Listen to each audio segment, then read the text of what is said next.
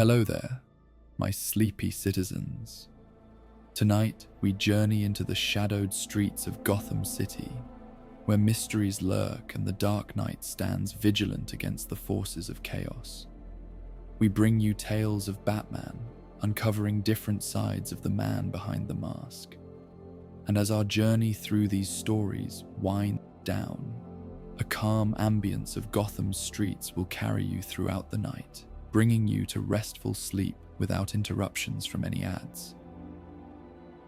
If you enjoy these tales, please be sure to give us a like, subscribe, and let me know in the comments what story you'd like to hear next. But for now, let's get cozy and step into the world of Gotham.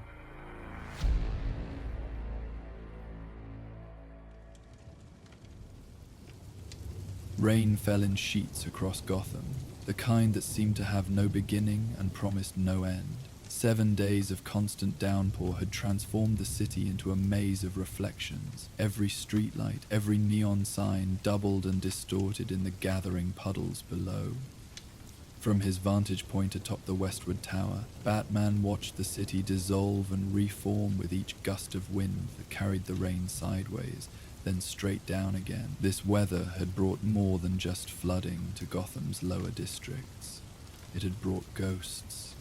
Third sighting tonight. Oracle's voice came through his cowl, steady despite the static caused by the storm. Elderly woman on 4th and Grand claimed she saw her son, the one who disappeared 3 years ago. Says he approached her, spoke her name, then melted away when she tried to embrace him. Batman's eyes narrowed beneath his cowl, droplets of rain streaming down the material in steady rivulets. Same pattern as the others. Identical, Oracle confirmed. Victim appears only to someone with deep emotional connection, makes contact briefly, dissolves into mud when touched, and all during heavy rainfall. This made 17 sightings in the past week. 17 faces of the missing or dead, appearing to those who mourned them most, only to liquefy and vanish when physical contact was attempted. The GCPD had initially dismissed the reports as grief-induced hallucinations, enhanced by the disorienting effects of the persistent storm. But Batman had seen the evidence. Traces of clay residue at each location, with chemical properties that matched only one possible source. Clayface, he said, the name almost lost in a rumble of distant thunder. But why this pattern? Oracle asked. Azacarlo's usual MO involves bank robberies, revenge schemes against directors who snubbed him. This is different, more personal, Batman agreed. He's targeting specific emotional connections. I need to find the link between the victims.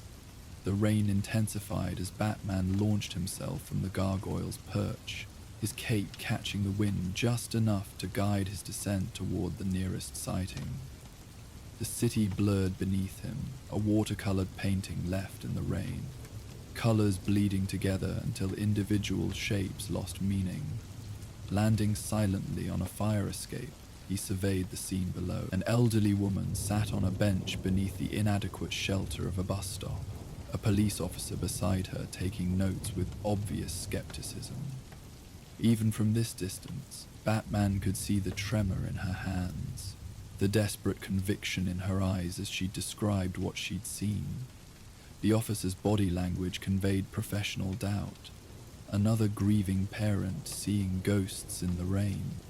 Batman dropped down into the alleyway behind them, moving toward the spot where the woman gestured repeatedly. There, she insisted. Right there, her son had stood, before dissolving into nothing. The police officer's flashlight beams skated over the area without lingering, finding nothing worth investigating. But Batman's enhanced vision detected what standard equipment would miss. A faint residue in the cracks of the sidewalk, already being washed away by the relentless rain. He collected a sample quickly, the specialized container in his utility belt designed to preserve even trace evidence. As he worked, the woman's voice carried to him, fragile yet insistent. He knew things only my Tommy would know. she was saying. "The nickname I called him when he was small, the song I used to sing. Then he just melted away like he was made of mud." The officer made non-committal sounds of acknowledgement. Batman understood his skepticism. Gotham had made cynics of most who served it. But he also knew that in this city the impossible had a habit of becoming merely improbable, then undeniable fact. "Oracle," he sub-vocalized as he secured the sample, full background on the woman's son. Thomas Mercer," Oracle supplied immediately, "disappeared 3 years ago, presumed dead after his boat was found abandoned in Gotham Harbor. Body never recovered. He was 42, worked as a set designer at Gotham Studios for most of his career, specialized in practical effects for horror films." Batman's attention sharpened. Gotham Studios. Check the employment records of the other victims who've appeared this week. Oracle went silent for several moments. The only sound, the steady drumming of rain against his cowl. When she spoke again, her voice held the quiet tension of a pattern recognized. 8 of the 17 worked at Gotham Studios at some point in their careers. 3 more had connections to the film industry. I'm still checking the others, but... "It's enough to establish a pattern," Batman said. "I need to see the studio archives." The trip to Gotham Studios took him across the heart of the city. Each building he passed reflected perfectly in the rain-soaked streets below, a mirror city existing in negative space, as insubstantial as the apparitions being reported throughout Gotham. The main gates of the studio complex stood closed and locked, the once bustling lot eerily silent in the downpour. Like much of Gotham's entertainment industry, the studios had seen better days, their golden age long past. Batman bypassed the security systems with practiced ease. The night guard made his rounds perfunctorily, more concerned with staying dry than securing the largely empty facility. Most productions had moved to newer, more advanced studios in the city's revitalized districts, leaving these original buildings to house mostly archives and occasional low-budget projects.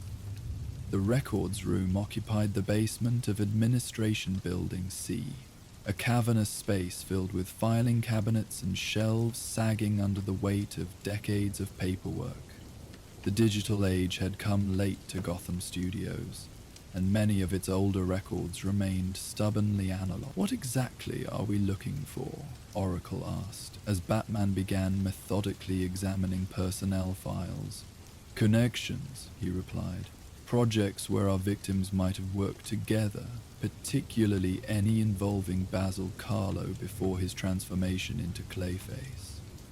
The search required hours of patient investigation, cross-referencing names and dates across production schedules, cast lists, and crew assignments. Outside, the rain continued unabated, drumming against the high windows of the basement like impatient fingers. Occasionally, thunder would shake the building's foundations, causing dust to drift down from the ceiling onto the yellowing papers. It was nearly dawn when Batman found the first solid connection, a production called The Mirage, dated 15 years earlier. The film had never been completed, its funding pulled after 3 months of shooting, but its crew list included 9 of the 17 people whose apparitions had appeared during the rainstorm, including Thomas Mercer. The Mirage, Oracle repeated when Batman shared his finding. Checking now, it was supposed to be Basil Carlo's directorial debut. He'd written the screenplay as well. Apparently it was his passion project for years. The studio pulled funding after significant delays and budget overruns.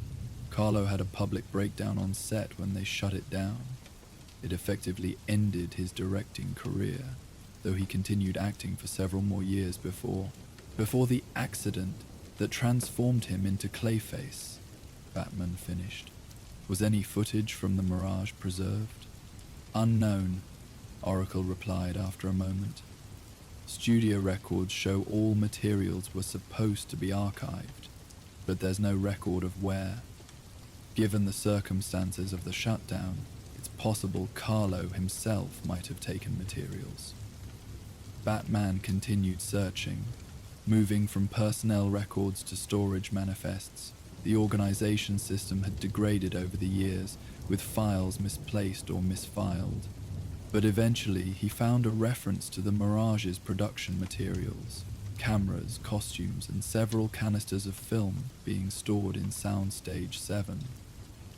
Soundstage 7 isn't on any of the current studio maps, Oracle noted when he shared this information. No, Batman agreed, studying an older blueprint of the facility. It was one of the original underground sound stages, built during World War II so filming could continue during air raid drills. According to this, it was sealed off after a fire in the late 70s. The blueprint indicated that Soundstage 7 could be accessed through a maintenance tunnel connecting it to the main complex. Batman made his way through the aging facility, noting how the rain had found its way inside through leaking roofs and cracked foundations. The water pooled on the concrete floors, creating miniature lakes that reflected the emergency lighting like stars in a subterranean sky. The entrance to the maintenance tunnel had been concealed behind a false wall, now warped by decades of moisture. Batman forced it open, revealing a narrow passageway thick with cobwebs and the musty scent of long-abandoned spaces. His cowl's night vision illuminated the path ahead, a straight shot downward into Gotham's foundations, where the original studio had expanded during its heyday. As he descended, the sounds of the storm above gradually faded, replaced by the steady drip of water finding its way through cracks in the ceiling. The air grew colder, heavy with moisture and something else. A faint, earthy scent that tickled at the edge of recognition. The tunnel ended at a heavy metal door, its surface mottled with rust but its hinges surprisingly well maintained. It opened with minimal resistance, revealing the cavernous space beyond. Soundstage 7 had been built on an impressive scale, designed to accommodate the most ambitious productions of its era. Now it stood in haunted silence, its vastness accentuated by the pools of standing water that covered much of the floor. Batman's cowl automatically adjusted to the dim light, revealing what remained of what must have been an elaborate set. Broken columns and crumbling facades suggested a once grand structure, perhaps a temple or palace, now reduced to ruins, both fictional and literal. The set pieces, designed to appear ancient for the camera, had actually aged during their long abandonment, the line between artifice and reality blurring with time. "I'm detecting unusual moisture levels," Oracle noted, reading data from his cowl's sensors, even accounting for the leakage from above. Batman knelt beside one of the larger puddles, careful not to make contact with the liquid. It didn't move like ordinary water. There was a viscosity to it, a subtle resistance when he passed his hand close to its surface. He extracted a testing device from his utility belt, collecting a small sample. Composition matches the residue found at the sighting locations, he confirmed after a moment. Clay particulates, suspended in water, high concentration. "He's been here," Oracle said quietly. "Recently and repeatedly." Batman moved deeper into the soundstage, stepping carefully around the pools of clay-infused water. Against the far wall stood what appeared to be a screening area, several chairs arranged before a torn projection screen. Film equipment lay scattered about, some of it broken or cannibalized for parts. But one projector stood in surprisingly good condition, as if it had been maintained while everything around it decayed. "Someone's been using this," he observed, examining the mechanism. Recently, the film loaded in the projector was old, its edges worn from repeated viewings.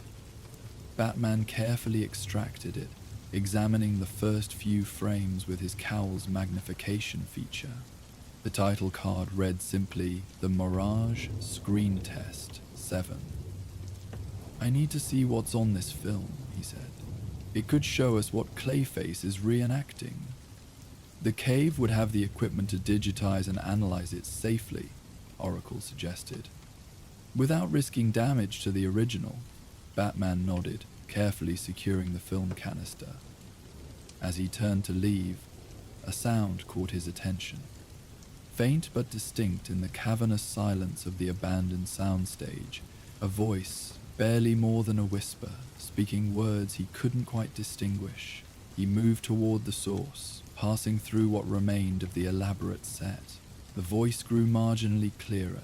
It seemed to be reciting something, the same phrases repeated with subtle variations in inflection and emphasis, an actor rehearsing lines. Beyond a partially collapsed wall, Batman found a makeshift living space, a collection of salvaged furniture arranged around a small table. Papers lay scattered across every surface, handwritten notes and dialogue excerpts, and on the table's center, a leather-bound script, its cover worn by frequent handling. "The Mirage," the faded lettering proclaimed. "Final draft." The voice had stopped. Batman scanned the area with every detection mode in his cowl, but found no heat signatures, no movement, nothing to suggest anyone had been there moments earlier. Yet the sense of recent presence was undeniable. One of the pages still moved slightly, as if disturbed by someone's breath.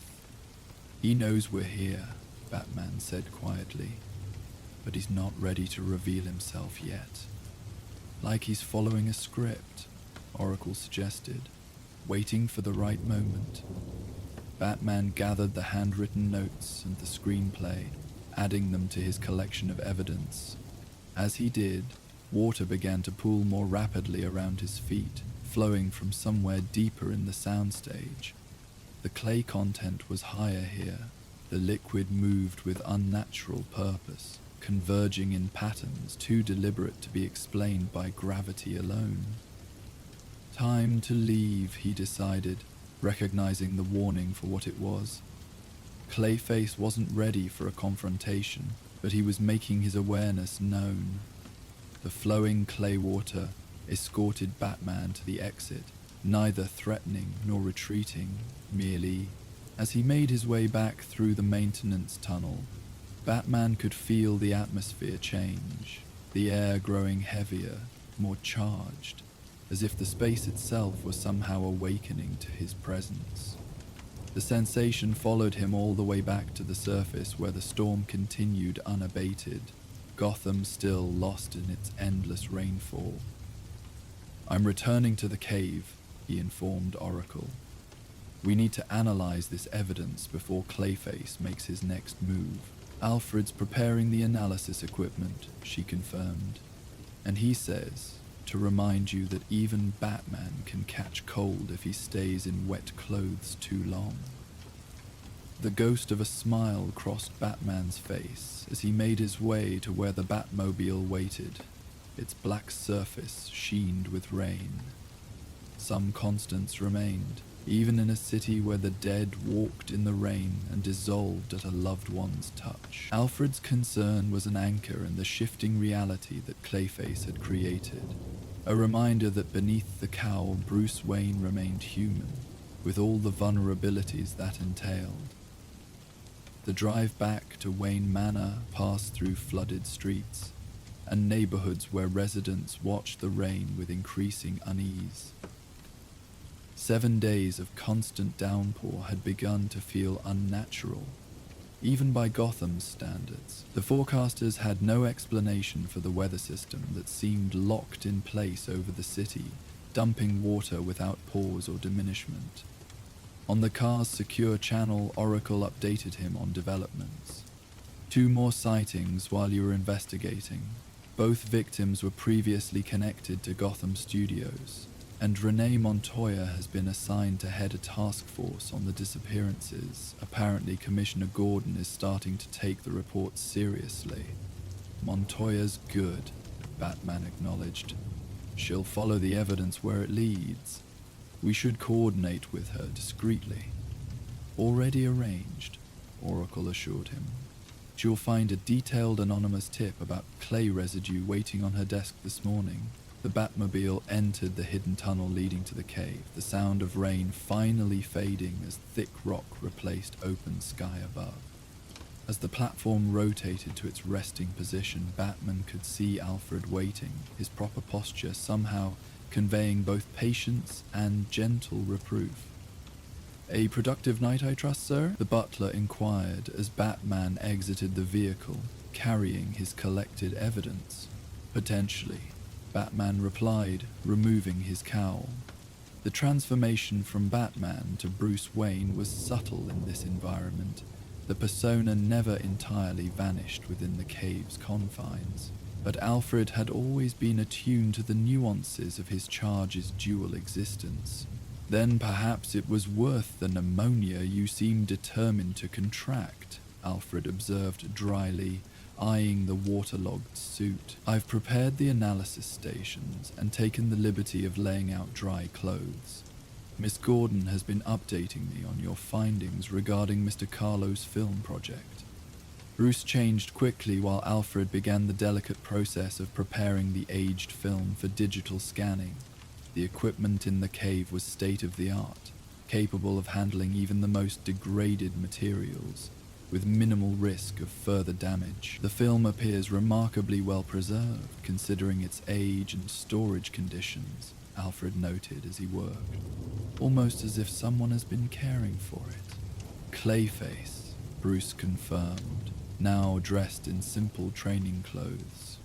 "He's been using the abandoned soundstage as some kind of base. The question is why now, after all these years, he's focused on the cast and crew of the Mirage." "Perhaps the answer lies in the script itself," Alfred suggested, gesturing to where the leather-bound screenplay lay waiting. Bruce opened it carefully, mindful of the worn binding. The pages inside were filled with handwritten notes in addition to the typed screenplay. Carlo's own thoughts and directions scribbled in margins and between lines of dialogue. The script itself told the story of a man who could create lifelike illusions of lost loved ones when it rained, using this ability first to help people find closure, then gradually exploiting their grief for his own purposes. "The parallels are obvious," Bruce said after reading several pages. "Gallows blurring the line between his screenplay and reality, using his Clayface abilities to recreate the film that was taken from him." "But why target the original crew?" Alfred wondered. "Revenge seems the obvious motive, yet the reports suggest these apparitions aren't attacking their loved ones, merely appearing briefly before dissolving." "That's what doesn't fit the revenge pattern," Bruce agreed. "He's not harming them physically. It's almost as if he's auditioning them." Alfred finished the thought. "Testing their reactions for some larger purpose." The film scanning had completed, the footage now playing on one of the cave's massive screens. The quality was grainy, the color faded to near monochrome, but the images were clear enough. A screen test, showing various actors performing the same scene from different angles. In each version, a figure made of what appeared to be quicksilver would form from a puddle, taking the shape of whatever person the scene's subject most longed to see. His inspiration, Bruce observed. Carlo was attempting practical effects for these transformations. Now he can perform them for real. Life imitating art in the most literal sense, Alfred agreed. But the film doesn't explain what happens to the people after the apparitions appear. Are they simply being frightened, or is there something more sinister at work? Bruce turned his attention to the chemical analysis running on the clay samples. "There's something unusual about the composition," he noted, studying the results. "The clay contains organic compounds typically found in human tissue." "Good heavens," Alfred murmured. "You don't suppose he's incorporating actual people into his clay form?" "It's possible," Bruce acknowledged grimly. Clayface abilities have evolved since his transformation. He may be able to absorb organic material into his mass now. The implications were disturbing.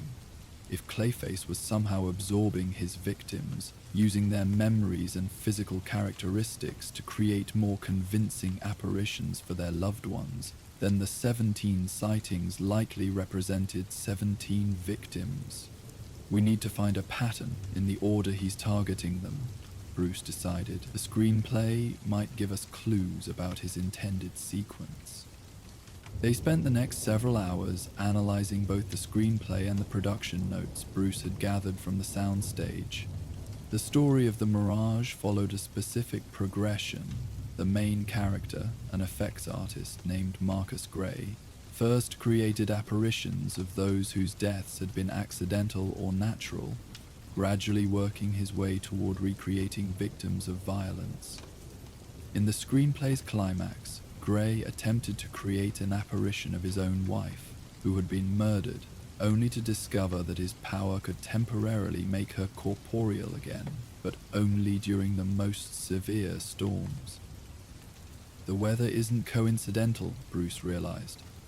Carlo needs the rain for his plan to work, whatever that final stage is. And given Gotham's current deluge, conditions seem ideal for his purposes, Alfred added. The meteorological services are at a loss to explain the persistent storm system. 7 days without break is unprecedented. Bruce's attention shifted to a detail in the screenplay's final act. According to this, Gray needed a specific location for the ritual that would bring his wife back, the place where filming of the pivotal storm scene was to occur. Does it specify where that might be? Alfred asked. Only that it needed to be somewhere water and stone met with significant force, Bruce replied, scanning the text. In the screenplay, they constructed an artificial grotto on the soundstage, with water pumped in to create a perpetual downpour. Perhaps Mr. Carlo has found a more genuine location for his reenactment, Alfred suggested. Gotham has no shortage of places where stone and water meet dramatically, especially during this current deluge. Bruce nodded, his mind already cataloguing possibilities. The old water treatment plant on the East River, the foundation structures of the abandoned Trigate Bridge project, the Greystone Cemetery with its system of drainage channels.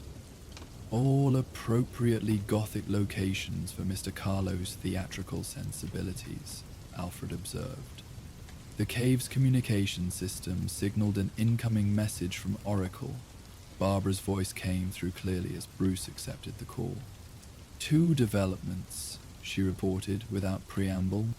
First, I've identified 5 more victims with connections to the Mirage, all reported missing within the last week. Second, Detective Montoya found something interesting while investigating the most recent sighting. A calling card, essentially. A piece of film negative, showing what appears to be Gotham Cemetery's Weeping Angel monument. The cemetery fits the water and stone requirement from the screenplay, Bruce noted. Especially with the current flooding. Send Montoya's findings to the cave system. The image appeared on screen moments later, a strip of film negative deliberately left at the scene. When inverted to positive, it clearly showed the cemetery's famous statue, an angel with outstretched wings, tears eternally flowing down its stone face. During normal rainfall, the statue's design channeled water along specific paths, creating the illusion of weeping. In the current deluge, it would be transformed into a dramatic cascade. It's a perfect match for the setting described in the screenplay's climax, Bruce confirmed. Clayface is inviting us to the final act. Or setting a trap, Alfred cautioned. Either way, we need to be there, Bruce said, already moving toward where the Batsuit stood ready. According to the weather reports, the storm will reach its peak intensity tonight. If Carlo is following his screenplay's logic, that's when he'll attempt the final ritual. And what exactly does this ritual entail in the screenplay? Alfred asked. concern evident in his voice. Bruce's expression darkened as he answered.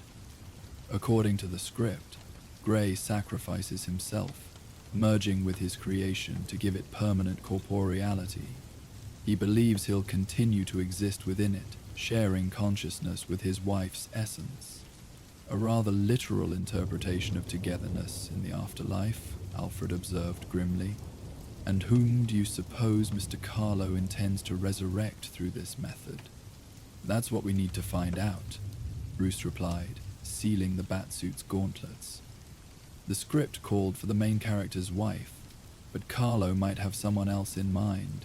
We need to review his personal history, find any significant losses in his life. Oracle's voice rejoined the conversation, already on it. Preliminary research shows Carlo lost his mother at a young age. She was caught in a flash flood during a storm similar to Gotham's current weather. There are also records of a fiancée who died shortly before his acting career took off, Caroline Crown, a promising young actress. Cause of death listed as drowning. Send everything you can find on Crown, Bruce instructed. Photos, film appearances, anything that might help us recognize her if Clayface attempts to recreate her. On its way, Oracle confirmed. And Bruce, be careful. If Clayface is absorbing his victims as you suspect, he's significantly more powerful now. Possibly more unstable, too. Understood. Batman pulled the cowl over his face, completing his transformation. Alfred, prepare the cave's containment systems. If things go wrong, we may need to bring Clayface here rather than risk Arkham's standard cells. Very good, sir, Alfred acknowledged, though his expression conveyed his reservations about hosting the shapeshifter in their sanctuary. I shall also continue analyzing these clay samples. Perhaps we can develop a method to separate any absorbed victims from Carlo's base form. Batman nodded, his mind already shifting to tactical planning as he moved toward the Batmobile. The storm had worsened throughout the day, according to Oracle's updates. Gotham was experiencing flooding in its lower-lying areas, and emergency services were stretched thin dealing with the crisis. The cemetery, located on higher ground, remained accessible, though the surrounding streets had become treacherous rivers. The drive to Greystone Cemetery tested even the Batmobile's advanced capabilities. Streets had become waterways, intersections transformed into dangerous whirlpools where conflicting currents met. Batman navigated carefully, occasionally forced to detour when fallen trees or abandoned vehicles blocked his path. The city had taken on an apocalyptic quality, lights reflected and refracted through sheets of water, distorting Gotham's already gothic architecture into something even more ominous. He parked at the cemetery's northern entrance, where the ground remained relatively solid. The vast necropolis stretched before him, its carefully tended paths now transformed into muddy streams that wound between monuments and mausoleums. Even through the cowl, the rain felt unusually heavy, each droplet seeming to carry more weight than natural water should possess. I've arrived at the cemetery, he reported to Oracle. Any sign of Montoya or GCPD? They've established a perimeter at the main gate, she replied, but they're maintaining distance per your recommendation. Montoya understands the danger Clayface represents. Batman moved deeper into the cemetery, following the path that would lead to the Weeping Angel monument. The massive statue stood at the cemetery's heart, a 12-foot marble figure commissioned by one of Gotham's founding families to mark their matriarch's grave. Its beauty had made it a popular location for both mourners and visitors appreciating its artistic merit. Tonight, it stood isolated in the downpour, water cascading from its outstretched wings and sorrowful face in torrents. As Batman approached, he activated his cowl's specialized vision modes, scanning for heat signatures or movement. The rain interfered with several detection systems, but the electromagnetic field sensor revealed something unusual. fluctuations centered around the monument, as if energy were being channeled through the flowing water. "There's electrical activity in the water flowing over the monument," he reported, "consistent with Clayface's biochemical signature, but more organized than I've observed previously." "He's already there," Oracle concluded, "probably integrated with the statue itself." Batman moved closer, every sense alert for unusual movement or changes in the surrounding environment. The rain seemed to intensify as he approached, becoming almost solid in its density, and the sound changed. No longer the typical patter of rainfall, but something almost musical, a rhythm that seemed to carry words just below the threshold of comprehension. "Are you recording this audio?" he asked Oracle quietly. "Yes," she confirmed. "Running it through filters now. There's definitely a pattern. It almost matches human speech, but at a much lower frequency than normal vocal range." Batman reached the clearing where the monument stood. The statue appeared normal at first glance, despite the extraordinary amount of water flowing across its surface. But as he watched, the patterns of flow began to change, water moving against gravity, collecting in pools that defied physics, forming shapes that momentarily resembled human faces before dissolving back into the overall cascade. "He's here," Batman confirmed, integrated with the water flow itself, more dispersed than his usual manifestations. As if responding to being noticed, the water patterns shifted more dramatically. Droplets coalesced in mid-air, forming a vaguely humanoid shape hovering near the statue. The figure was transparent, its features indistinct except for the eyes. Those were solid, focused, unmistakably aware. "You came," the watery figure said, its voice distorted as if speaking through a faulty sound system. "I knew you would understand the invitation." "Carlo," Batman acknowledged. "What have you done with the people you've taken?" The figure drifted closer, its form becoming slightly more defined, though still predominantly liquid, with only hints of the clay that formed Clayface's usual composition. "They're here," it replied, gesturing to itself. "Part of me now, better than they were, contributing to something greater than their small lives allowed." "This isn't what you really want," Batman said steadily. "This isn't what Caroline would have wanted for you." The mention of the name caused a visible ripple through the watery figure. Its form destabilized momentarily before resolving into a more human appearance, now clearly recognizable as Basil Carlo, though still composed primarily of water rather than his usual clay substance. "You know nothing about Caroline," Carlyle said, his voice stronger now, echoing off surrounding monuments.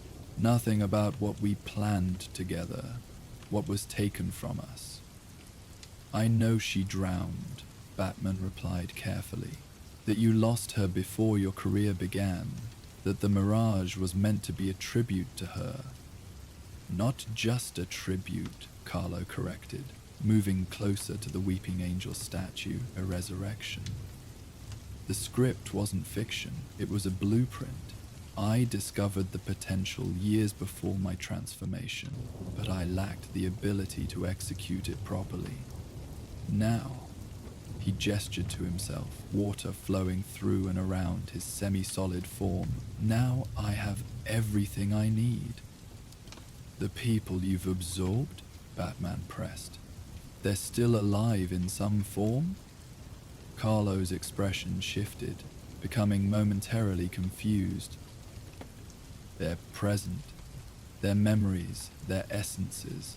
I needed them, the whole original crew. They were part of the ritual in the screenplay, art directing reality." His form rippled again, features briefly showing those of various other individuals before settling back into Carlo's face. "They resisted at first, but they're contributing now, even if they don't understand how important this is." Batman took a careful step forward, his hand moving subtly toward a specialized device on his utility belt, one designed to deliver a freezing agent that might temporarily stabilize Clayface's form. The script ends with the main character sacrificing himself. Is that your plan too, Carlo?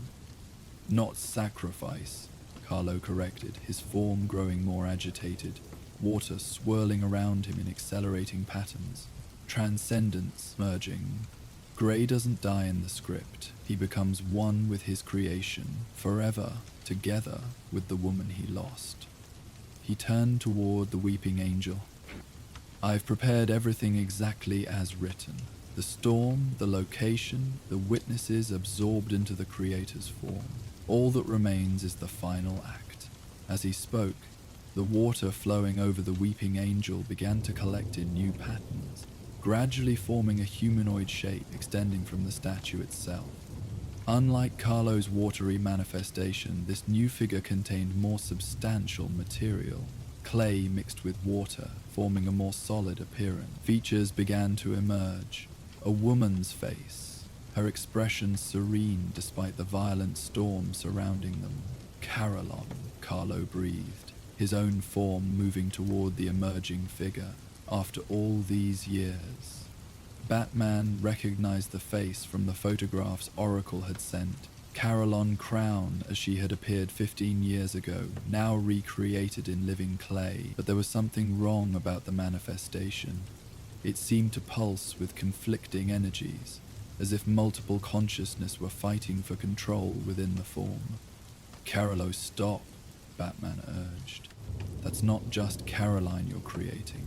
The people you've absorbed, their consciousnesses are being pulled into the manifestation too. You're creating a composite entity, not resurrecting Crown. No! Carlo's denial came with a surge of power that sent a wave of water outward, nearly knocking Batman off his feet. It's her! I've calculated everything perfectly! But the evidence before them suggested otherwise. The figure extending from the statue continued to form, but its features kept shifting. Caroline's face one moment, then transforming into others, expressions of confusion and fear replacing the serenity Carlo had initially crafted. The form was unstable, multiple personalities clearly fighting for dominance within the clay-water mixture. You're losing control, Batman observed, bracing himself against the increasingly violent water currents surrounding them. Your absorbed victims are asserting themselves within the creation. Let them go, Carlo, before you lose yourself completely. I just need more power, Carlo insisted, his own form beginning to destabilize as he poured more energy into the manifestation emerging from the statue. More of myself. Batman could see where this was heading.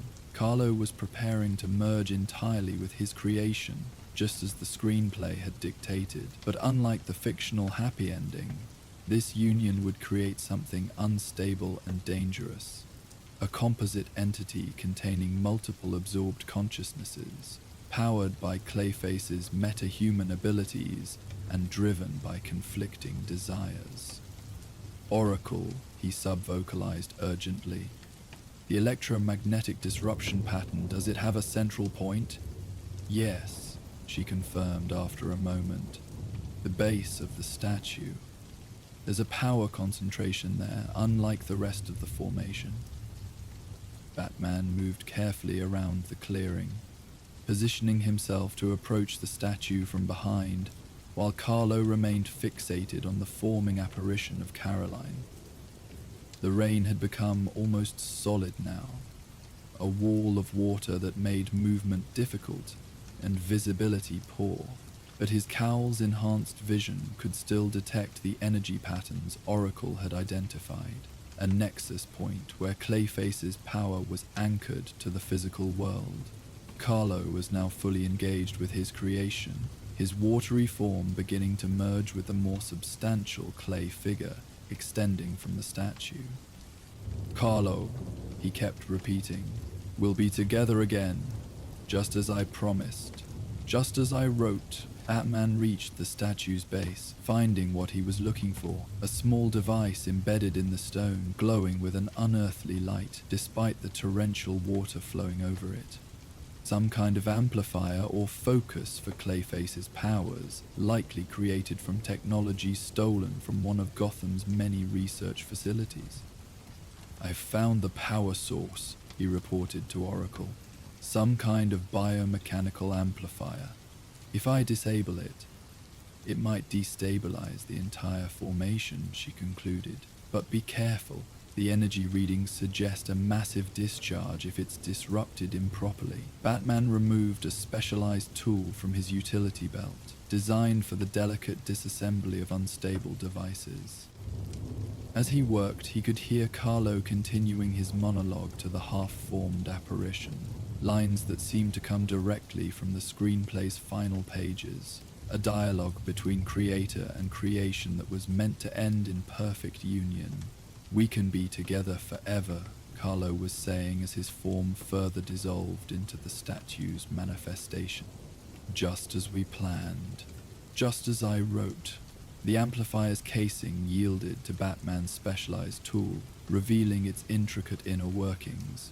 A blend of conventional electronics and what appeared to be organic material, possibly derived from Clayface's own substance.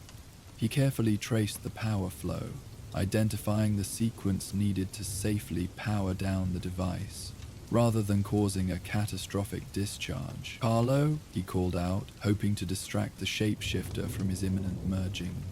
"The screenplay wasn't just fiction, was it?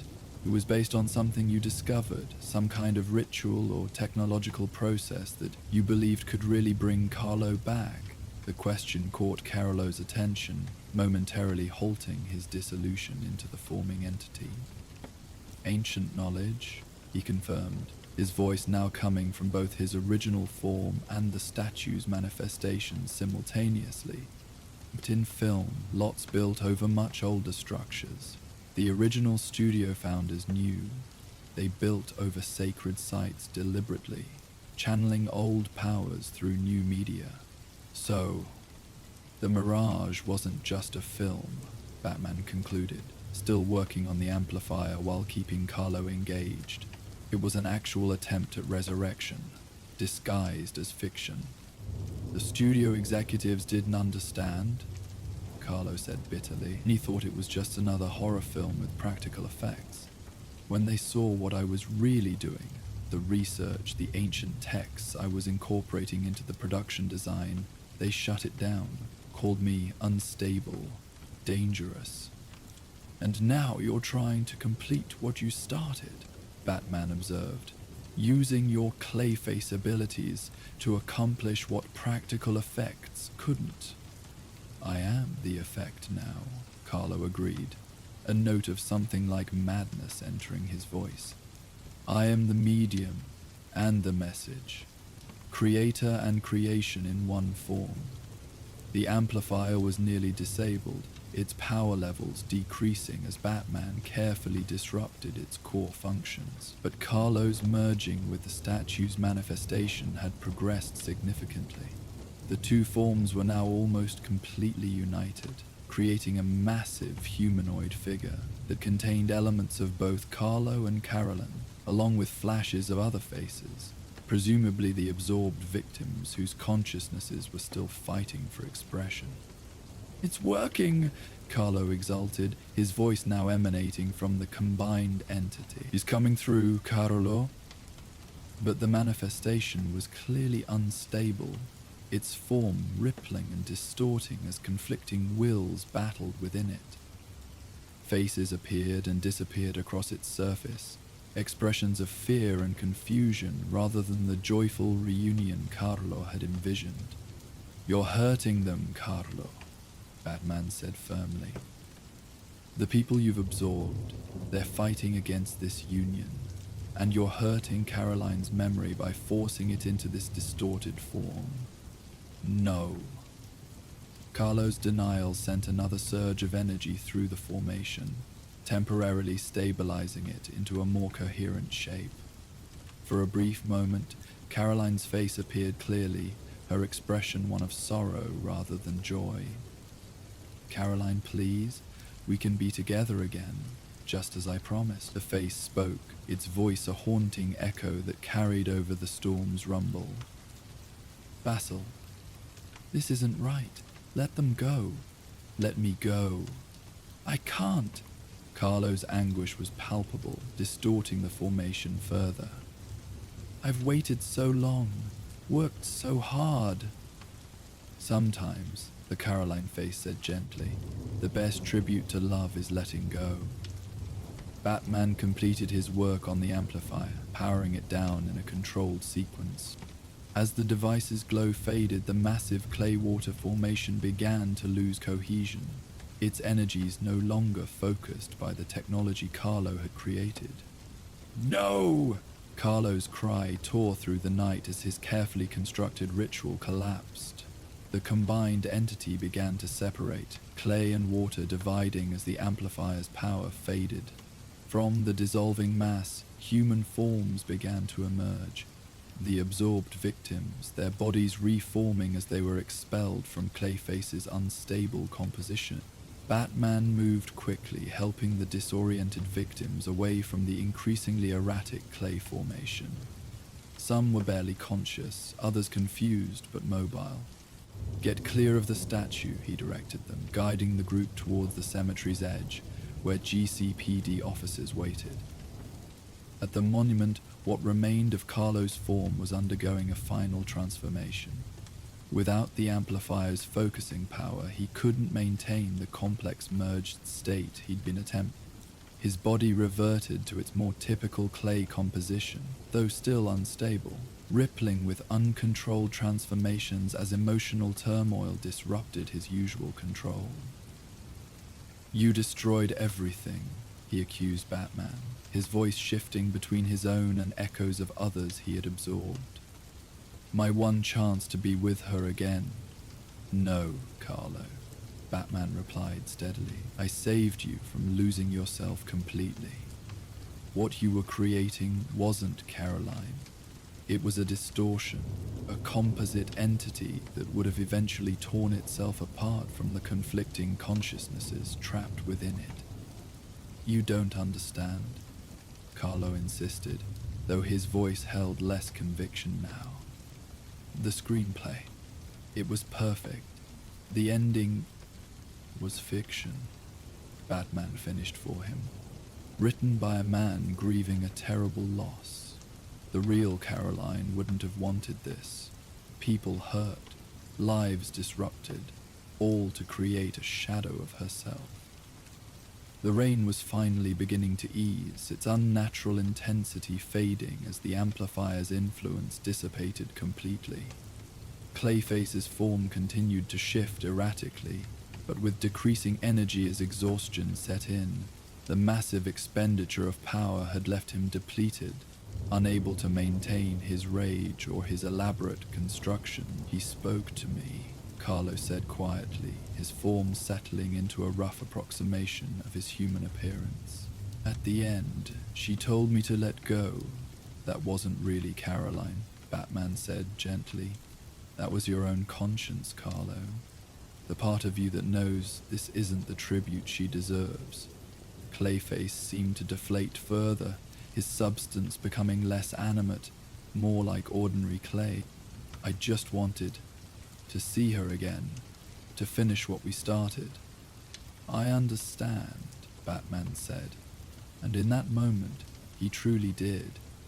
Behind the cowl, Bruce Wayne knew all too well the desperate wish to reclaim what was lost, to rewrite endings that came too soon. But this isn't the way. As GCPD officers approached cautiously, led by Renee Montoya, Clayface made no move to resist. His form had stabilized into a subdued version of Basil Carlo, the rage and power that typically made him so dangerous, temporarily exhausted. "The victims need medical attention," Batman told Montoya. "They're disoriented but appear physically intact." "And him?" Montoya asked, nodding toward the defeated shapeshifter. "Specialized containment," Batman replied, "and psychological evaluation. This wasn't a typical revenge scheme. As officers secured Clayface in containment designed for metahuman transport, Batman collected the disabled amplifier and fragments of clay for further analysis. The rain had finally stopped completely, the unnatural storm system dissipating as suddenly as it had appeared. Around them, the cemetery stood peaceful once more, water gradually draining from between monuments back into the earth. The Weeping Angel's statue remained, water still flowing naturally down its carved face, but now it was just water, just stone, the unearthly power that had animated it completely gone. Batman stood before it briefly, considering the thin line between tribute and obsession, between honoring the lost and refusing to let them truly rest. In the days that followed, Bruce Wayne visited the hospital where Carlo's victims recovered. None showed lasting physical effects from their strange absorption, though many reported dreamlike memories of being part of a collective consciousness, thoughts and experiences shared in ways they couldn't fully articulate. Psychologists would work with them for months to process the experience. The film canister from Soundstage 7 was preserved in the cave's evidence storage, along with the screenplay that had nearly become reality. Alfred had insisted on reading it in its entirety, searching for any insights that might help them understand Carlo better. "It's actually quite moving," he admitted to Bruce one evening as rain, natural this time, fell gently outside the manor's windows. Beneath the horror elements, it's essentially a love story, a man trying to use his art to reclaim what death had taken from him. Art imitating life, then life imitating art, Bruce observed, until the line between them disappeared. "Something I imagine you understand better than most, sir," Alfred noted quietly.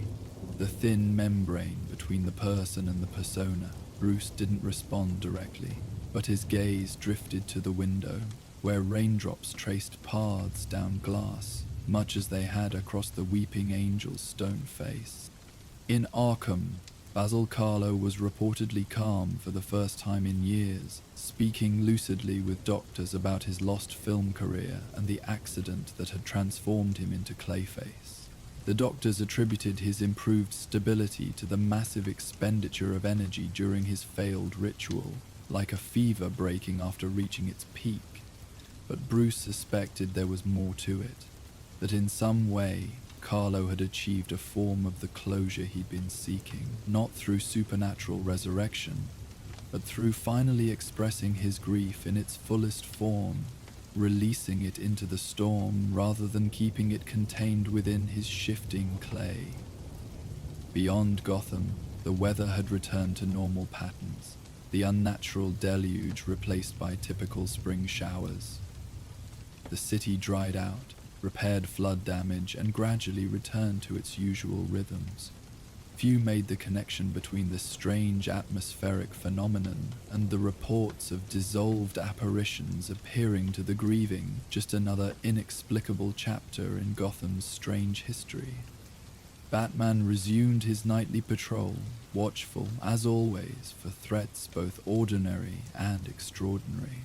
But sometimes, when rain fell particularly heavily over certain parts of the city, he would find himself pausing momentarily beside gargoyles that seemed to weep in the downpour, their stone faces channeling water in patterns that almost resembled human tears. In those moments, he understood something about Basil Carlo that transcended the usual boundaries between protector and adversary. The universal human desire to reshape reality around the absences that defined us. To find form for what was formless, to capture echoes of voices the world would never hear again. And then, as always, he would continue on his path through Gotham's darkness, leaving such thoughts behind, with the rain-washed gargoyles who kept their silent vigil over the sleeping city below. Rain fell softly against the Batmobile as Batman transported the contained Clayface toward Arkham Asylum. Inside the specialized unit, the shapeshifter's form seemed to ripple in strange harmony, with the raindrops striking the vehicle's exterior. "He keeps responding to the rain," Batman observed quietly, almost as if he can hear it. Through the downpour, Batman glimpsed what appeared to be a figure made entirely of water, standing by the roadside, watching with hollow eyes before dissolving back into the storm. In the containment unit, Clayface's churning mass briefly formed an unfamiliar face, ancient and undefined. As Batman approached Arkham's gates, the shapeshifter whispered words that lingered in the dark vehicle. "The rain remembers. All faces, even yours." From the faces beneath to echoes in the rain, as Batman drove through the quiet Gotham streets, rain began falling in gentle patterns against the Batmobile's windows. The containment unit holding Clayface hummed softly in the vehicle's specialized compartment. "Arkham is ready to receive our shape-shifting friend," Alfred noted through the communication system.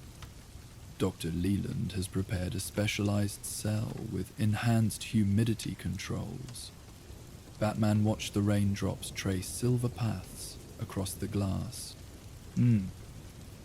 There's something different about him this time, Alfred.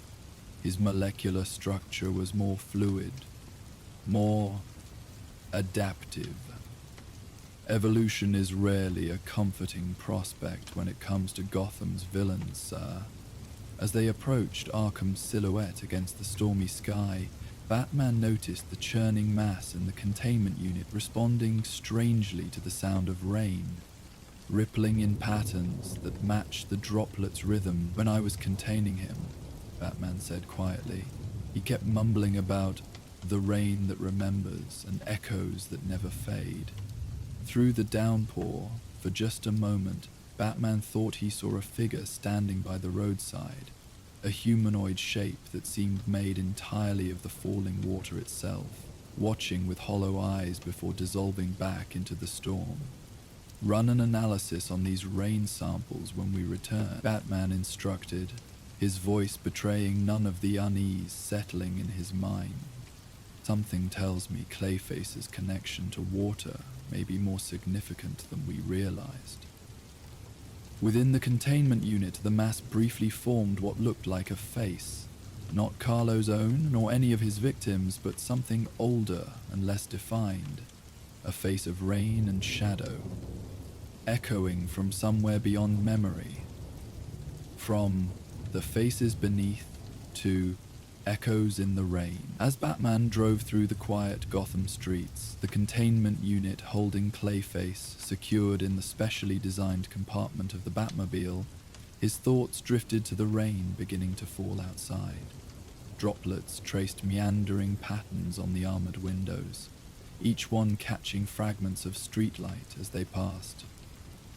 "Arkham is ready to receive our shape-shifting friend," Alfred noted through the vehicle's communication system. "Dr. Leland has prepared a specialized containment cell with enhanced humidity controls. She believes the moisture balance might help stabilize his condition temporarily." "Good," Batman replied, his eyes moving between the road and the monitoring system showing the still churning mass of clay in its container. His molecular structure was increasingly unstable tonight, more fluid than I've ever seen it. "Indeed, sir. Almost as if he were evolving." Batman considered this. The Clayface he'd encountered years ago had been limited to basic mimicry and brute strength. Tonight's version had demonstrated abilities far beyond that. Multiple autonomous bodies, improved molecular control, even a rudimentary form of memory absorption. "I'll need to review all footage from tonight," he said. "Something about the way his forms transferred between each other suggests a new property to his abilities. The way sound seemed to trigger changes in his molecular density." "Like an echo," Alfred observed thoughtfully. "One form responding to another across distance." The rain intensified, drumming against the vehicle's exterior as they approached the outskirts of the city. Through the downpour, Batman could see the looming silhouette of Arkham Asylum on its isolated island, lightning occasionally illuminating its gothic spires. "There's something else," Batman said after a long silence. When I was containing him, he kept mumbling about the rain that remembers and echoes that never fade. At the time, I dismissed it as delirium from molecular destabilization. And now, sir, Batman watched as a particularly heavy sheet of rain washed across the windshield, distorting the world outside into abstract patterns of light and shadow. Now I'm not so sure. Pull all weather reports from the dates of Clayface's previous appearances. I want to check for correlations with rainfall patterns. An interesting theory, sir. Do you believe the rain somehow affects his abilities, or his perception? Batman replied, his eyes narrowing as he studied the containment unit's readings. The way sound echoes differently in rain, the way light refracts through water droplets, creating mirages and illusions. The windshield wipers swept across the glass, momentarily clearing his view of the asylum ahead. For just an instant, in the space between one wiper stroke and the next, Batman thought he saw a figure standing in the rain, a humanoid shape that seemed to be made entirely of the falling water itself, watching the approaching vehicle with hollow eyes. And then it was gone, dissolved back into the storm as quickly as it had appeared. Prepare a separate set of samples from tonight's encounter, Batman instructed, his voice betraying none of the unease that had settled in his mind. I want to test Clayface's current composition against rainwater collected from different parts of Gotham. As the Batmobile approached Arkham's security gates, the rain seemed to intensify further, surrounding the vehicle in a cocoon of sound and shifting light. Within the containment unit, the churning mass of clay that had been Basil Carlo briefly formed what looked like a face. Not Carlo's own, nor any of his victims from the Masquerade, but something older and less defined, a face made of rain and shadow, echoing from somewhere beyond memory.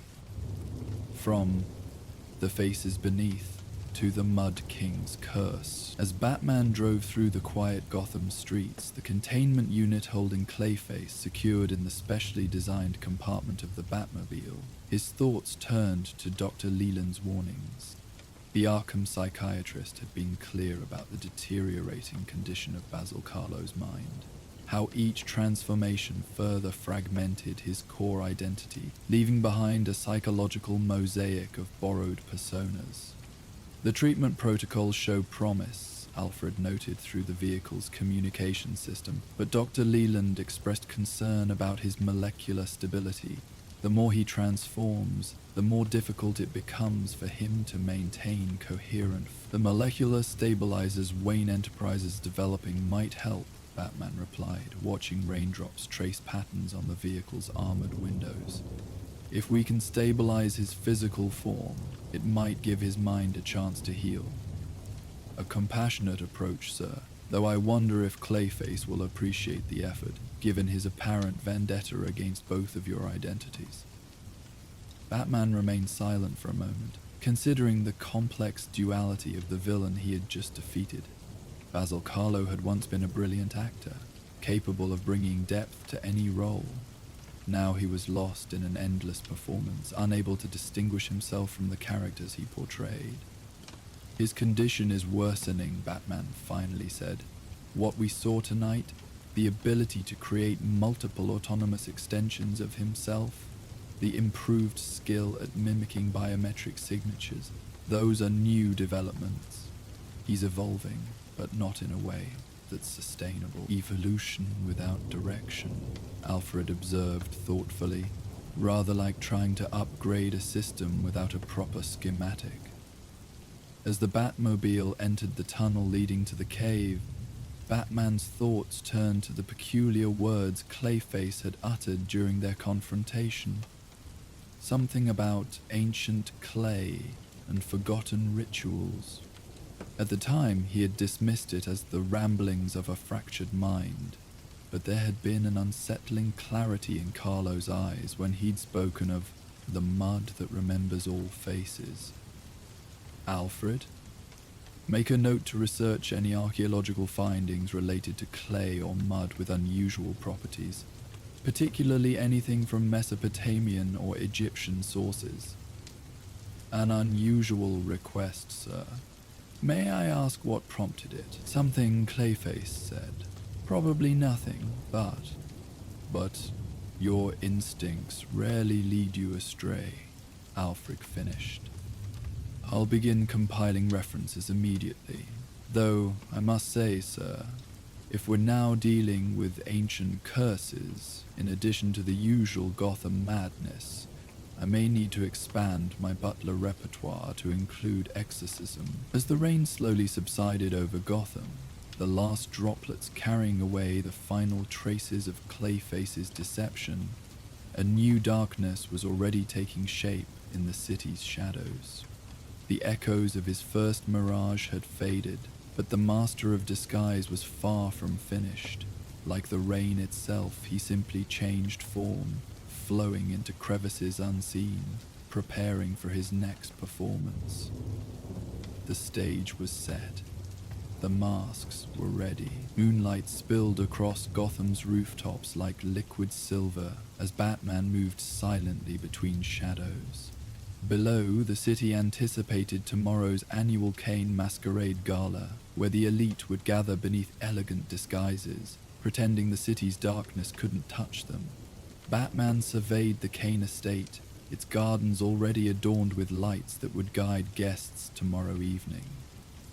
Master Bruce, I've prepared your attire for tomorrow's gala. Alfred's voice came through his cowl, though I confess disappointment at your conventional mask choice. The point is to blend in, Alfred, Batman replied softly. Bruce Wayne needs to be forgettable tomorrow.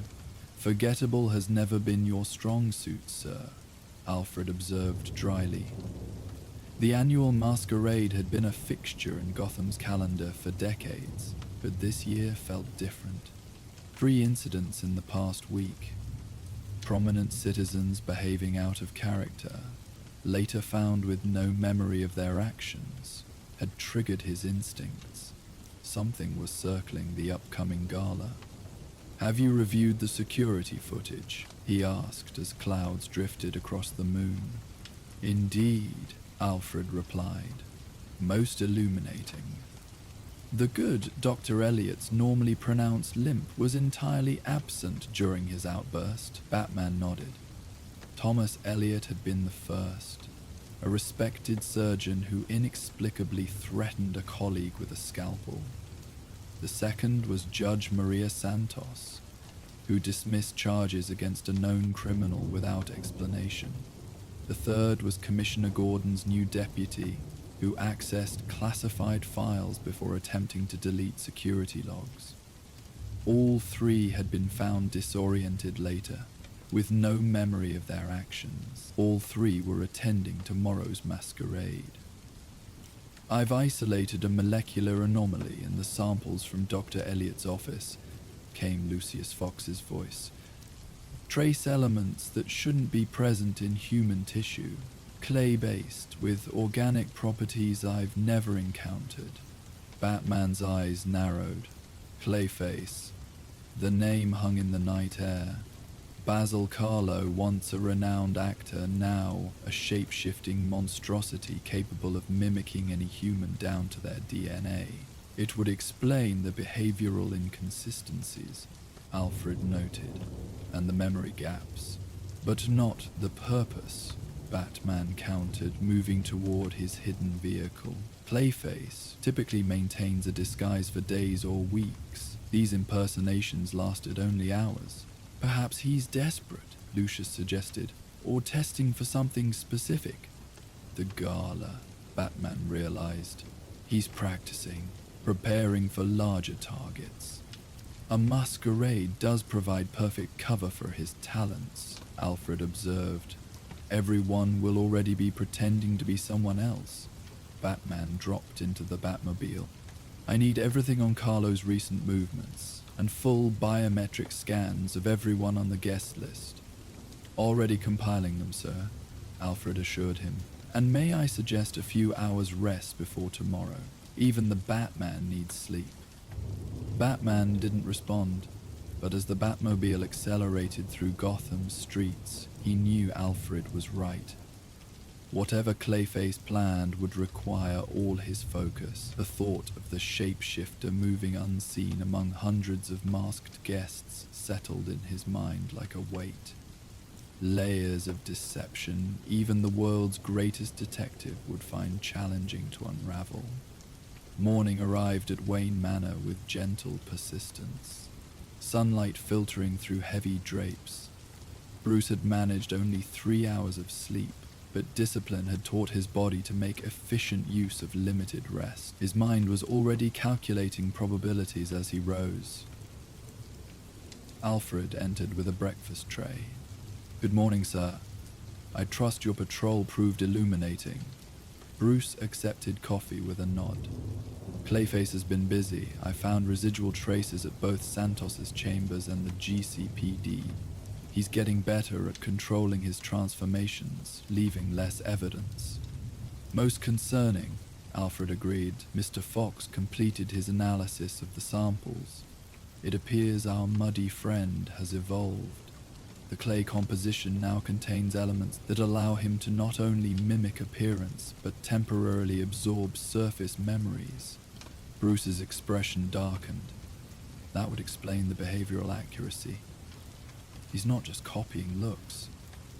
He's skimming minds. The process requires direct contact and is likely painful for the victim.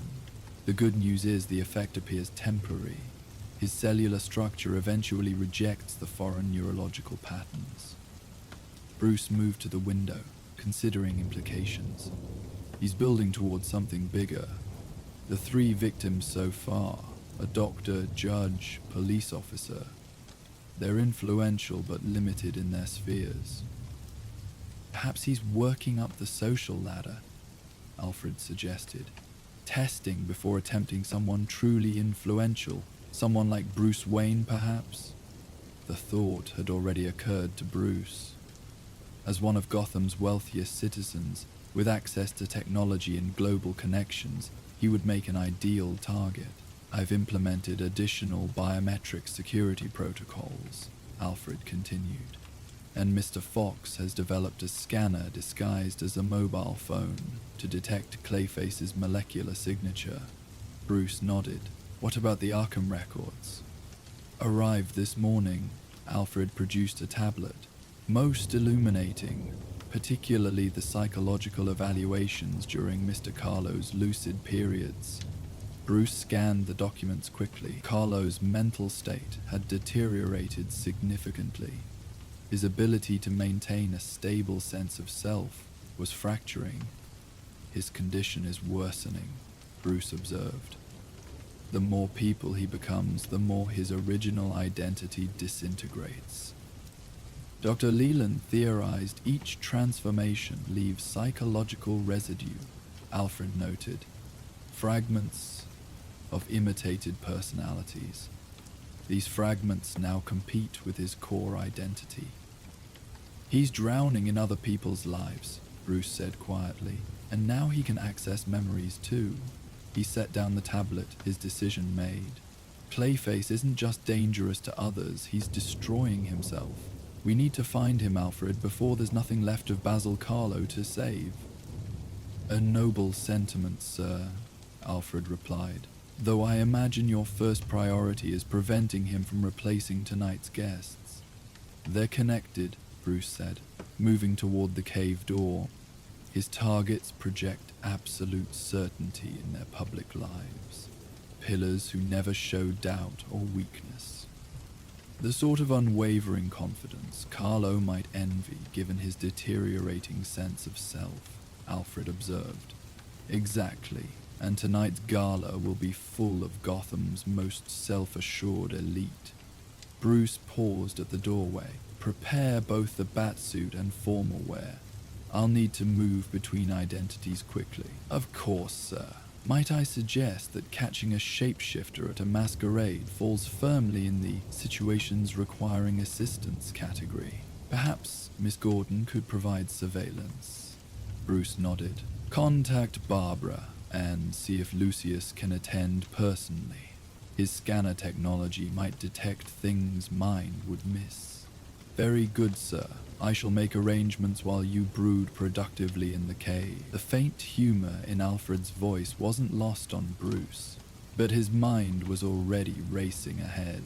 As he descended into the Batcave, screens automatically illuminated guest lists, architectural layouts, security protocols, and Carlo's psychological profile. Somewhere in that data was the pattern revealing Clayface's true target. And somewhere in Gotham, a man made of living clay prepared for the performance of his life. One Bruce was determined would not have a tragic ending. The afternoon passed in careful preparation. Bruce reviewed every name on the guest list, assessing potential targets. Barbara Gordon as Oracle had enhanced the Kane Estate security systems to monitor for anomalies without alerting Clayface. I've mapped thermal imaging throughout the ballroom, her voice reported. Clayface's temperature fluctuates when maintaining human form. It's subtle, but might give us an edge. Good, Bruce replied, studying a hologram of the estate. Focus on service corridors and secondary exits. If he's replacing someone, he'll need privacy. Already on it, Barbara assured him. I've been checking the event staff.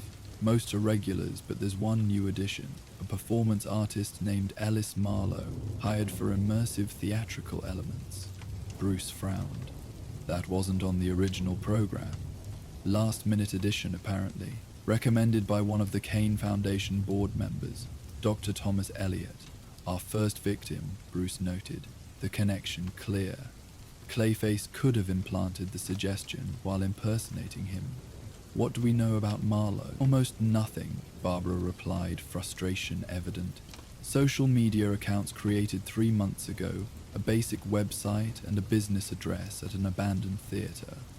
A cover identity, Bruce concluded. What kind of performance is Marlowe providing? Living statues, performers painted to look like classical sculptures who stand perfectly still until they interact with guests in choreographed moments. Perfect camouflage. A role allowing Clayface to remain motionless, observe guests without suspicion, and approach targets under the guise of performance art. He'll use the performance as cover while studying potential targets, Bruce said, and replace someone during the midnight unmasking. Classic misdirection, Barbara agreed. While everyone watches the unmasking, he'll execute his real plan. Bruce studied the guest list again. Mayor Gregorian would attend, along with council members, the district attorney, and executives from every major Gotham corporation. Or he could be after you, Barbara pointed out. Bruce Wayne would give him access to more resources than anyone else there. We'll prepare for all contingencies, Bruce replied evenly. Lucius will attend with detection equipment. I'll wear the analyzer in my cufflinks. Between those, your surveillance, and Alfred on comms, we should identify him before he moves. And if we don't? Bruce's gaze shifted to the waiting Batsuit. Then Batman makes an unexpected appearance at Bruce Wayne's event. Again. Evening arrived with elegant inevitability, Gotham's amber sunset giving way to a clear night adorned with rarely visible stars. The Kane estate glowed on its hillside, gardens transformed by thousands of tiny lights. Luxurious vehicles deposited masked guests at the entrance, where soft music and splashing fountains created an atmosphere of refined enchantment. Bruce Wayne arrived fashionably late, as expected. His midnight blue tuxedo was impeccably tailored, his simple domino mask just elaborate enough to satisfy requirements, while leaving his famous features recognizable. "Quite the gathering," Lucius Fox commented as he joined Bruce. His own mask featured delicate gold circuitry patterns. "I count 3 Supreme Court justices, the governor, and enough corporate influence to reshape Gotham twice over." Bruce nodded, accepting champagne he wouldn't drink. "Any readings?" Lucius touched his bow tie discreetly. "Nothing conclusive yet. Too many bodies and too small a space. Our performer friend has made quite an impression, though. The living statue in the East Garden has everyone talking." Bruce's gaze shifted in that direction, where guests had gathered in a semicircle. At the center stood what appeared to be a classical sculpture of Hermes, rendered in perfect white marble, except this Hermes occasionally shifted position when no one was looking directly at him. "Impressive technique," Bruce commented, his casual tone belying his scrutiny. "You're certain that's Marlowe?" "According to the staff coordinator," Lucius confirmed. "There should be 4 more statues placed throughout the estate." Bruce continued his seemingly casual circuit of the room while cataloging every detail. Oracle's voice came through his nearly invisible earpiece. "All security systems functioning normally. No unauthorized entries or exits. I'm tracking thermal signatures, but nothing flagged yet." "The night is young," Alfred's voice added from the manor. "Mother, my friend, has always had a flair for the dramatic." Bruce moved through the crowded ballroom, exchanging brief pleasantries while his cufflinks silently scanned each person. As he navigated toward the garden to observe Marlowe more closely, he felt a light touch on his arm. Turning, he found himself facing a woman in an elaborate peacock mask. "Bruce Wayne," she said, her voice carrying amusement, "who was watching from the edges even at a party." It took him only a moment to recognize Mayor Gregorian. "Madame Mayor, enjoying the festivities?" "Immensely, though I wonder if you ever do." Her eyes studied him with unexpected shrewdness. 20 years attending this gala, and I've never seen you dance once." Bruce maintained his casual demeanor, while his cufflinks confirmed the mayor's biometrics matched her known profile. "Perhaps I'm waiting for the right partner. Or perhaps," she countered, "you're always working, even here." She nodded toward the gardens. "You've been watching our artistic friend rather intently." Before Bruce could respond, a commotion near the main staircase drew their attention. One of the living statues, painted in burnished bronze, had descended from its pedestal and was moving through the crowd with fluid dance-like movements. "Ah, the performances begin," Mayor Gregorian smiled. "I should circulate. Don't spend all evening observing, Bruce. Sometimes participation is more revealing." As she moved away, Bruce touched his earpiece. "Oracle, status on the performers. 5 confirmed, statues now active, all moving among guests. Thermal imaging shows fluctuations in the bronze figure that just left the staircase.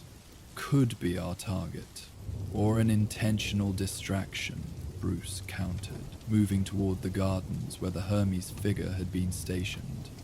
"Keep tracking all of them." The garden path was less crowded, guests having moved inside to watch the bronze perform. The white marble Hermes remained on its pedestal. As Bruce approached, he activated his cufflink scanner, focusing on the motionless figure. The statue gave no indication it noticed his scrutiny. Up close, the craftsmanship was impressive. Every muscle rendered with anatomical precision, the painted surface creating a convincing illusion of marble. Bruce's scanner provided its analysis. Inconclusive readings, organic material present, but molecular structure partially obscured by surface compounds. The thick theatrical paint was interfering with the scan. Exactly what Clayface would want if hiding among performers. Bruce studied the figure, looking for telltale signs. "Remarkable work," he commented aloud, as any interested patron might. The statue remained motionless. Bruce was about to move on when he noticed something subtle, a barely perceptible shift in the figure's surface texture, as if the marble had momentarily softened before re-solidifying. Oracle, thermal scan of the garden statue immediately, running it now, she replied. After a pause, temperature inconsistencies detected, core temperature fluctuating beyond normal human parameters. Bruce palmed a small molecular destabilizer, designed specifically for Clayface's physiology. Mr. Marlowe, he said quietly, or should I say Basil Carlo, you've chosen an appropriate setting for your return to performance art. The statue remained immobile for several seconds. Then, with deliberate slowness, its head turned toward Bruce, a movement no human performer could execute without breaking the illusion. Wait. The voice emerged as a whisper, the statue's lips barely moving. Always ruining the show before the final act. Bruce maintained his relaxed posture while positioning the destabilizer. This doesn't have to end badly, Carlo. Whatever you're planning, it's not too late to stop. A soft laugh emerged from the statue's barely moving lips. Stop? Why would I stop when the main performance hasn't even begun? Its eyes, previously blank white, suddenly developed pupils, focusing on Bruce. Besides, you're making a fundamental assumption about who's beneath this pretty white surface. Bruce felt uncertainty. Explain. The real question, the statue whispered, its surface rippling, is where is Basil Carlo right now? Which face is he wearing? This one? It gestured to itself. Or perhaps... It nodded toward the mansion, where guests were applauding something in the ballroom. Oracle, Bruce urgently subvocalized. Status on the other performers? The bronze one is center stage in the ballroom, 2 silver figures flanking the staircase, and a gold one on the terrace, all active, 5 performers, all accounted for. If this Hermes was Clayface. You're not Marlowe, Bruce realized. The real Ellis Marlowe is inside, coordinating. You've been impersonating one of his statues. The figure's smile widened unnaturally. Very good, detective. Marlowe's quite gifted. Has no idea one of his statues is more method than the others. The surface rippled more visibly. But our intermission must end. The next act requires a costume change. Bruce moved to activate the destabilizer, but before he could, the statue liquefied entirely, the white marble collapsing into a shapeless mass that flowed between garden pavers and disappeared underground. Oracle, Bruce snapped. Lock down the estate. Clayface is mobile and heading beneath the structure. Alert Lucius. Already on it, she replied tersely. Subsurface sensors detecting movement through drainage. He's heading toward the East Wing service area. Bruce moved toward a secluded area where he'd established an emergency cache. Alfred, I need the suit. East Wing, secondary entrance. En route, sir, came the immediate reply. 3 minutes. Though might I suggest not abandoning your current identity too quickly. If Clayface seeks to replace someone important, then Bruce Wayne should remain visible, Bruce concluded. If he disappeared now, he might inadvertently help Clayface by creating an opportunity for impersonation. Precisely, sir. Perhaps Mr. Fox can pursue while you maintain social obligations? Bruce didn't like it, but the logic was sound. Lucius, did you catch that? Already moving toward the East Wing, Fox confirmed. I've brought additional stabilizers. If I can corner him in the drainage system. A burst of static interrupted, followed by Oracle's urgent voice. Thermal sensors just went offline in the East Wing. Someone's tampering with security. Bruce changed direction immediately, heading back toward the ballroom. It's a diversion. He wants us focused on the drainage system while making his actual move. The ballroom was filled with excited chatter, as guests enjoyed the performers. The bronze warrior executed an elaborate sequence with a silver counterpart, their movements precisely matched like mirror images.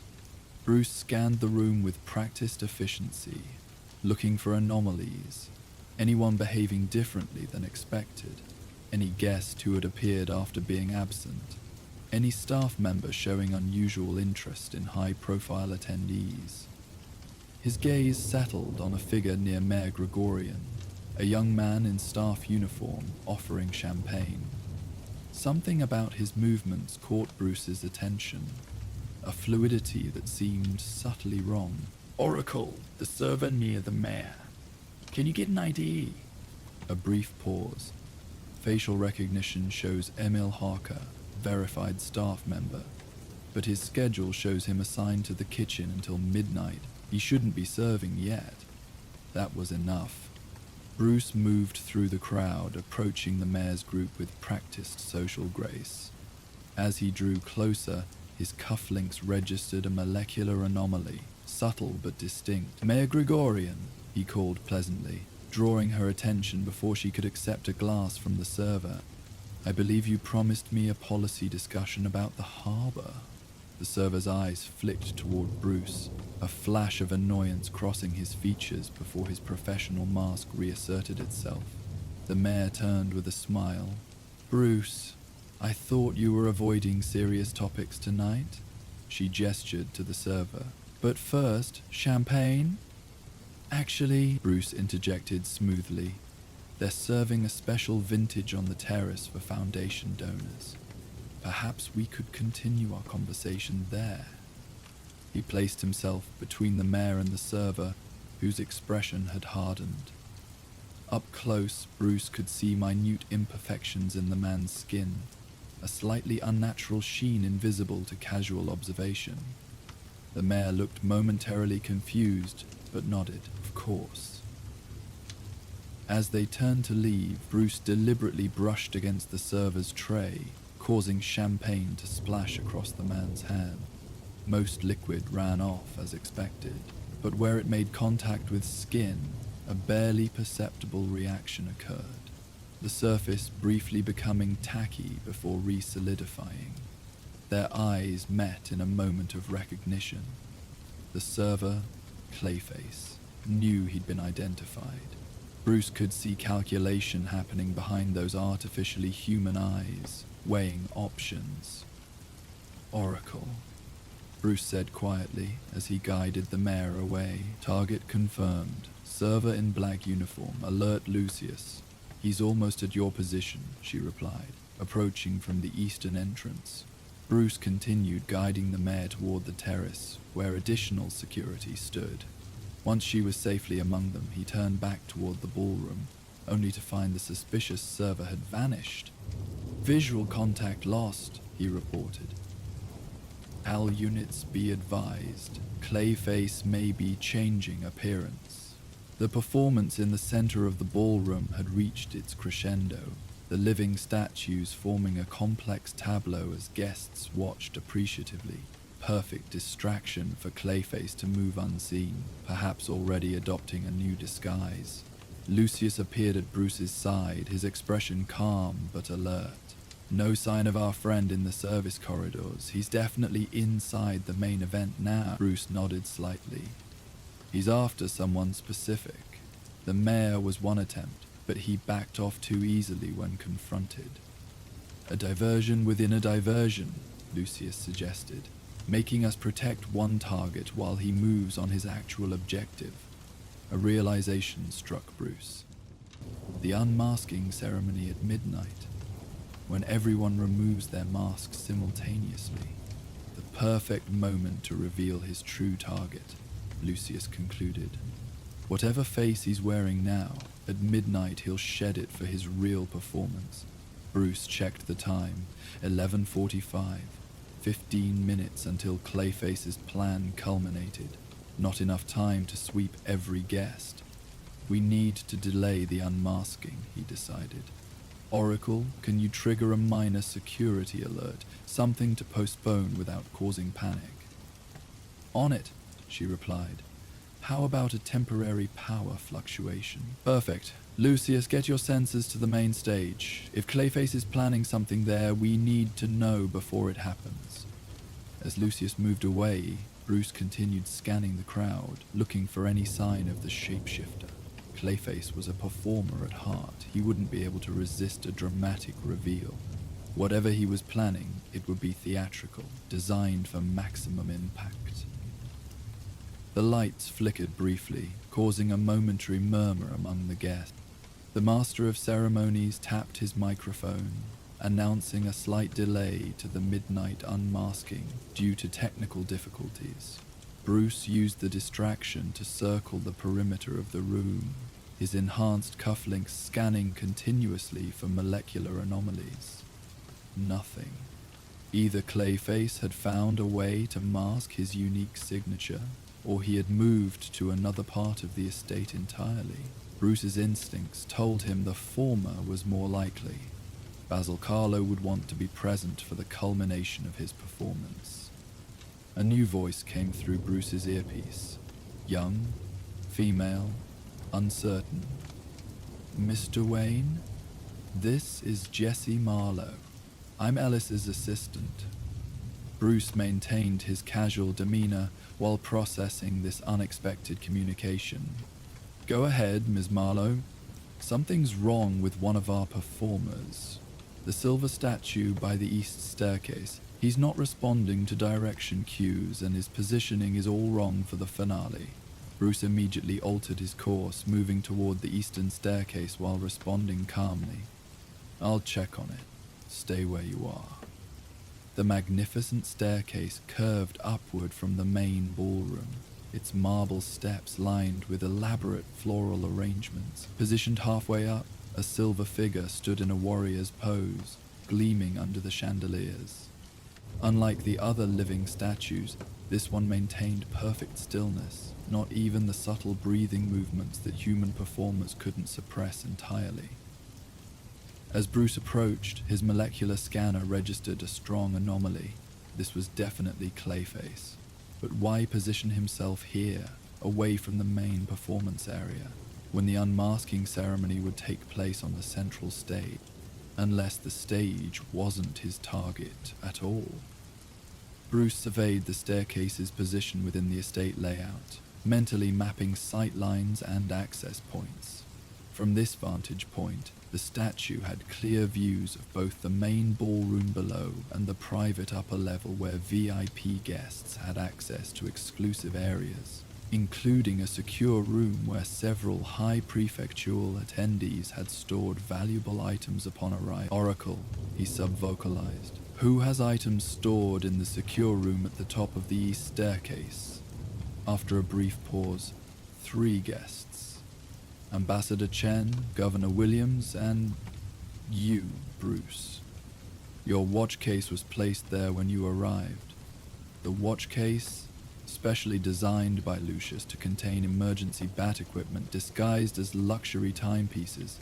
If Clayface accessed that case, he would potentially discover technologies that could reveal Batman's identity. Bruce moved closer to the silver figure, pretending to admire the craftsmanship, while his mind raced through implications. The statue remained perfectly still, giving no indication it was aware of his scrutiny. Impressive work, Bruce commented aloud, maintaining his cover. The silver finish is remarkably convincing. No response, not even a flicker of acknowledgement. Exactly what one would expect from a professional living statue. And exactly what made this one suspicious, given the other performers' occasional subtle movements. Bruce activated his earpiece again. Lucius, I need you at the east staircase immediately. Bring the molecular destabilizer. 2 minutes, came the calm reply. Bruce continued his seemingly casual examination, circling the motionless figure while keeping his distance. You know it's over, Carlo, he said quietly. Whatever you're planning, it won't work. For several seconds, the statue remained perfectly still. Then, without warning, its head rotated toward Bruce. a fluid, inhuman movement no costume could allow. "It's already working, Wayne." The voice emerged from an unmoving silver mouth, a ventriloquist trick made flesh. "You're exactly where I want you to be." Bruce maintained his composure, aware of nearby guests who might observe their interaction. "And where is that?" Away from the real performance, the silver figure's surface rippled slightly, faces briefly forming and dissolving across its torso. The features of Dr. Elliot, Judge Santos, the Deputy Commissioner, all emerging and submerging like drowning victims in a metallic sea. The implications hit Bruce immediately. This wasn't Clayface, or rather, this wasn't all of him. The shapeshifter had somehow divided himself, creating multiple bodies operating simultaneously throughout the estate. "Oracle," he said urgently. "Clayface has evolved. He can create autonomous extensions of himself. We need locations on all the living statues immediately." "Scanning," she replied, tension evident in her voice. Bruce, the bronze performer, just entered the security room on the upper level. The silver figure before him laughed softly, its entire form now undulating with barely contained faces. "So many masks in one room. So many important people, all pretending to be someone else for one night." Its voice deepened, becoming less human. "But I've been everyone, Wayne. I've worn their lives, and now I'm going to wear the most valuable identity in Gotham." Bruce's eyes narrowed as understanding dawned. "You've been practicing. The doctor, the judge, the deputy, they were rehearsals, preparing for tonight." "Quick study," the figure acknowledged, its silver surface now flowing more freely. "I needed to perfect the technique. Absorption is painful. For them, initially. For me, eventually." The creature's form bulged and shifted.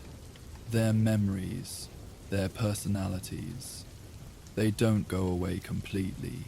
They linger, shadows whispering inside me. "That's why you've been discarding the disguises so quickly," Bruce realized. "You can't maintain them without losing yourself." "A temporary problem," the figure replied. "Once I have your identity, I'll have the resources to make the process permanent. Wayne Enterprises' biochemical division is working on molecular stabilizers that could solve my consistency issues." Bruce tensed, ready to move. "You'll never get past security."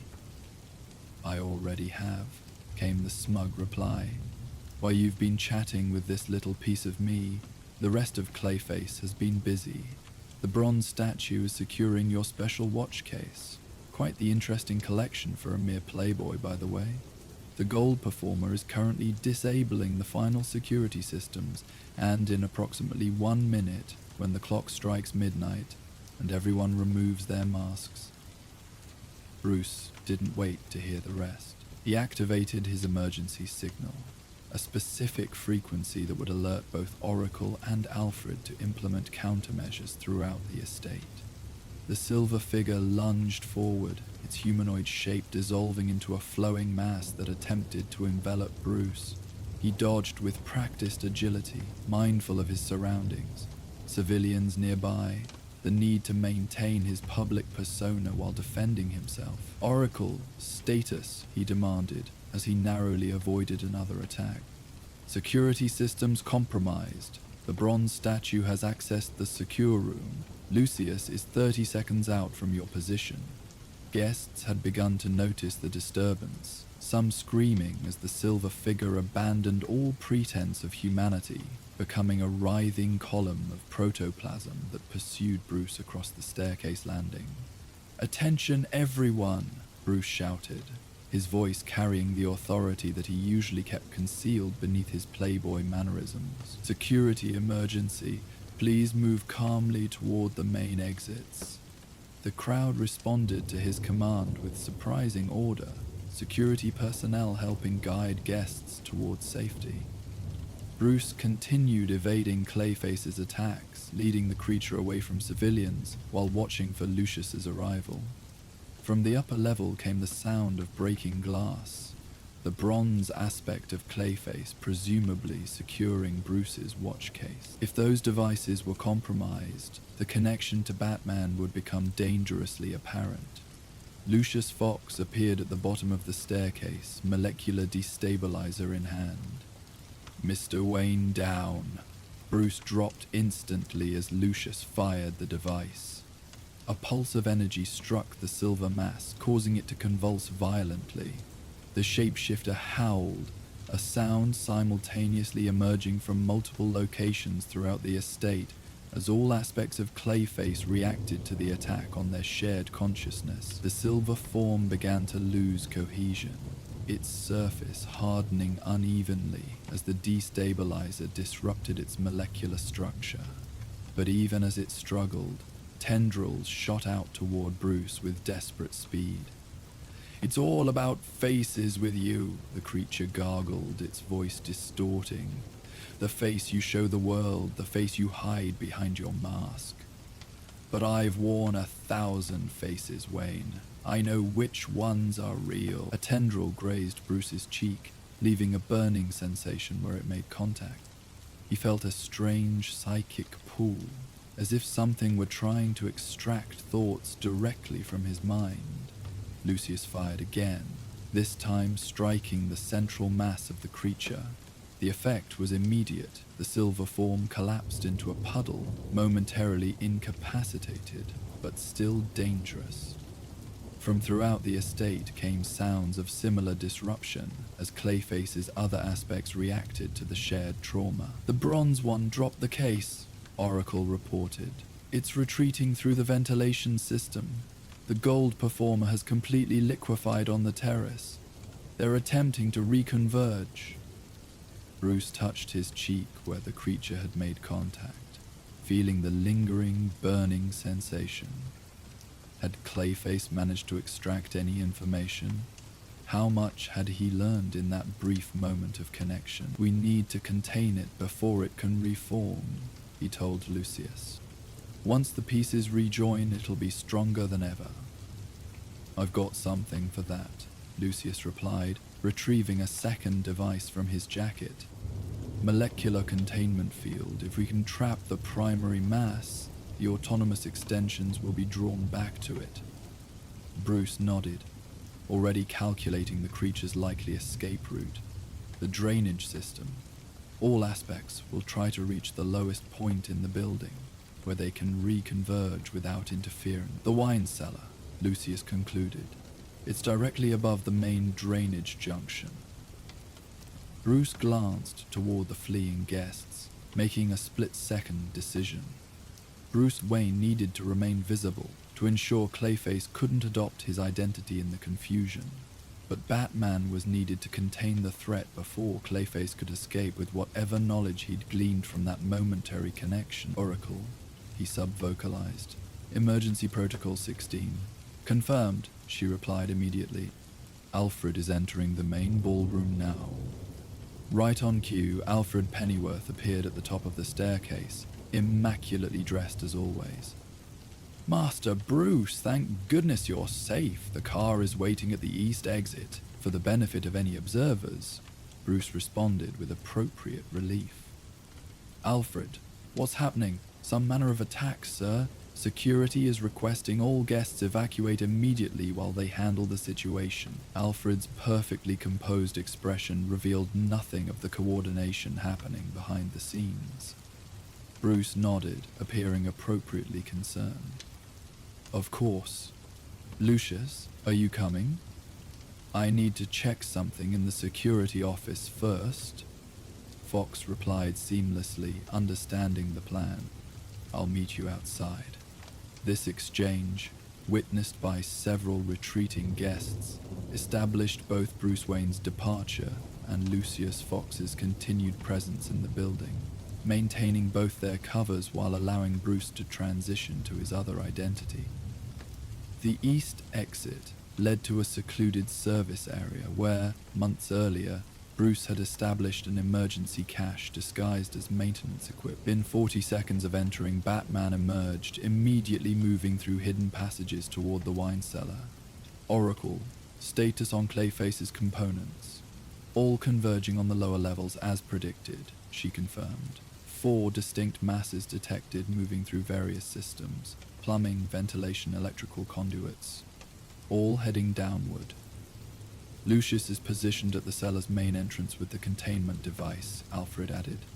I've secured Master Bruce's watch case. No indication that its contents were compromised. Batman moved silently through the estate's service areas, avoiding the few remaining security personnel.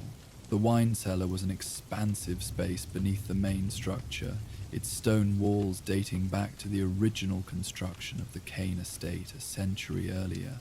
The perfect environment for Clayface to reconstitute. Dark, damp, with multiple access points through aging infrastructure. Thermal imaging shows the masses converging at the northeast corner, Oracle reported. Behind the vintage reserve section, Batman approached from the opposite direction, using the labyrinthine arrangement of wine racks for cover. Lucius Fox had positioned himself at the main entrance, containment device ready. In the shadows of the cellar's farthest corner, Batman could see movement.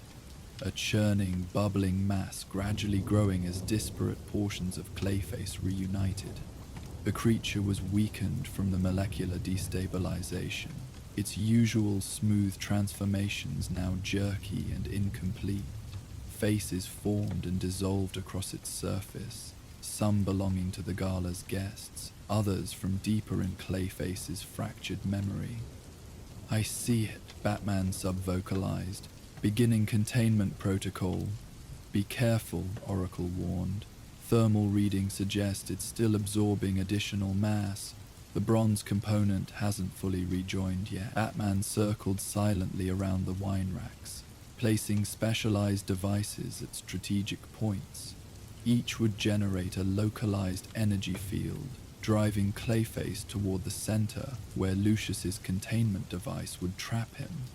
As he worked, Batman could hear the creature's voice, distorted, multiple tones speaking simultaneously from different portions of its mass.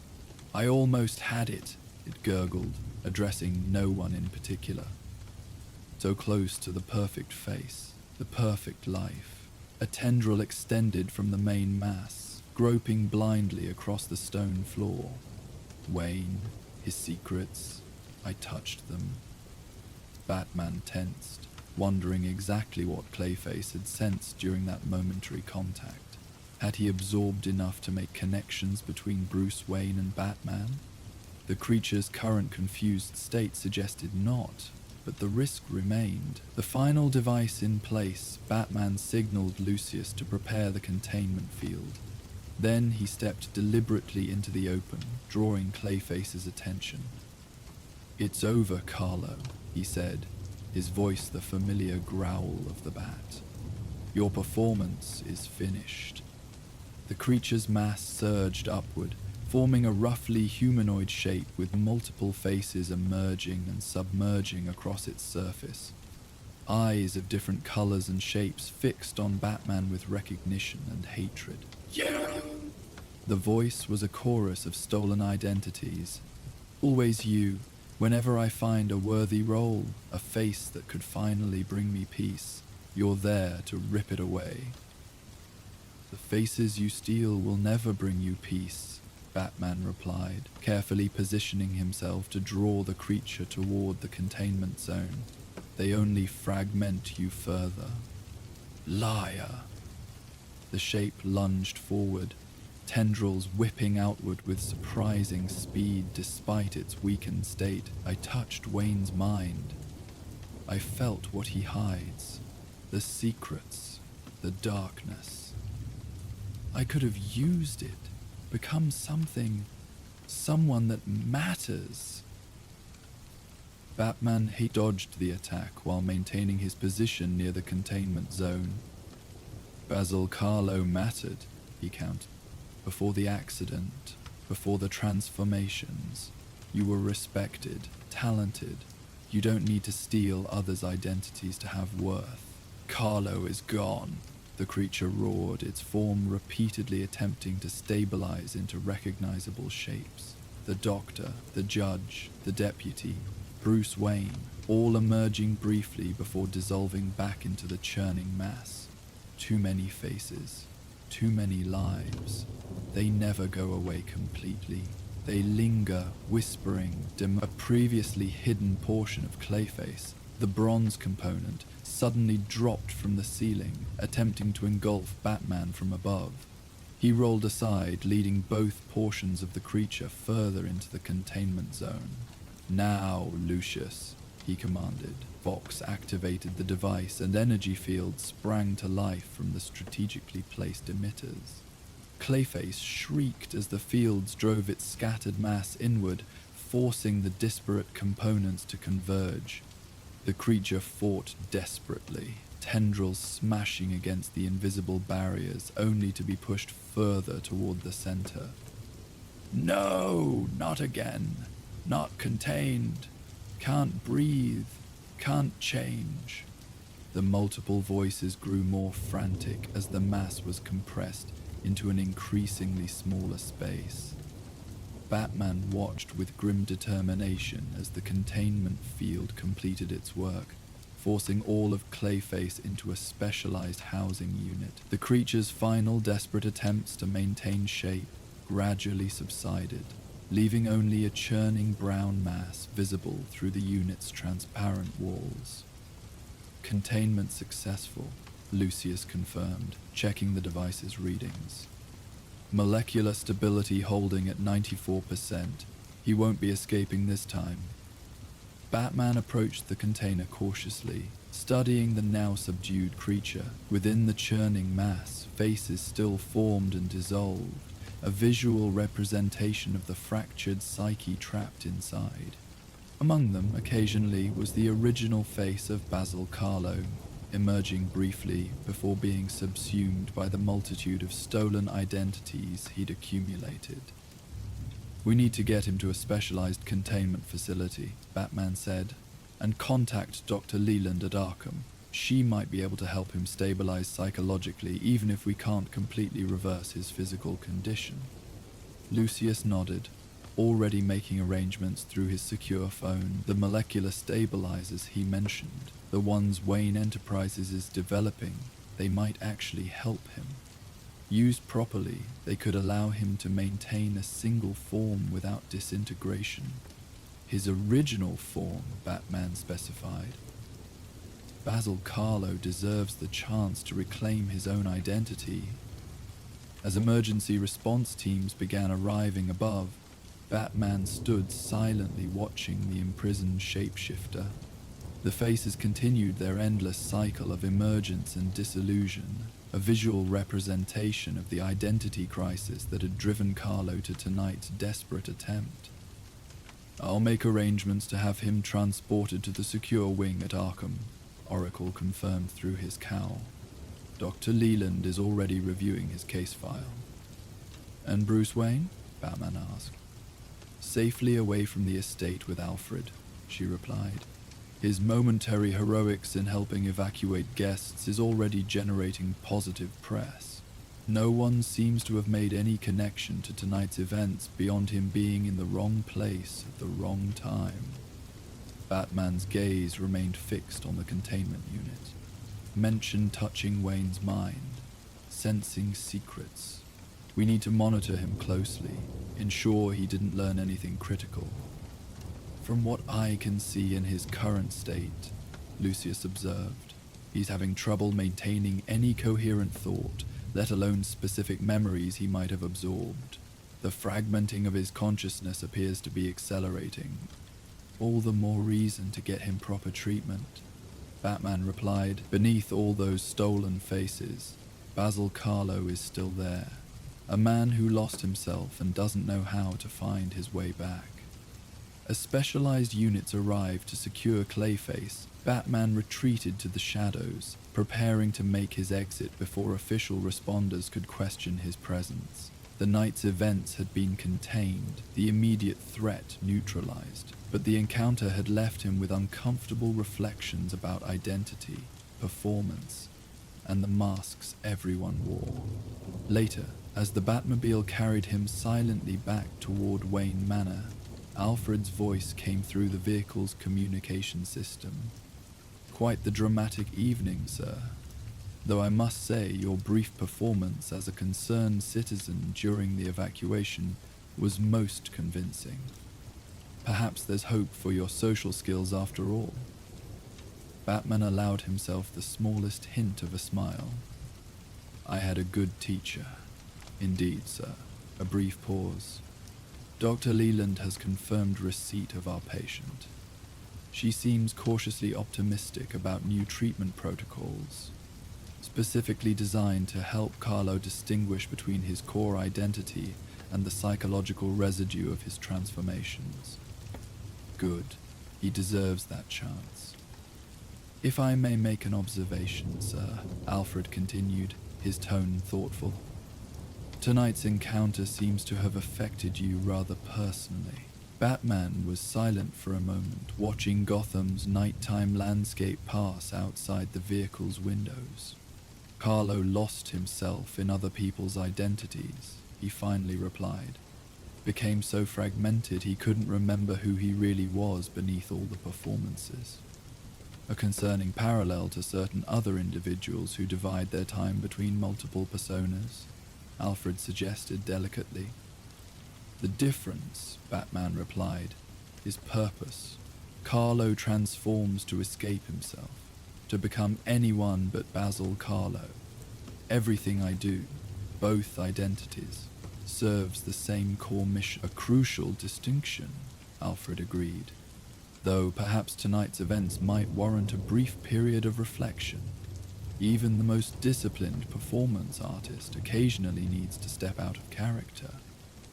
As the Batmobile entered the hidden tunnel that would lead to the cave, Batman reached up and removed his cowl, once again becoming Bruce Wayne. Alfred was right. Perspective was essential.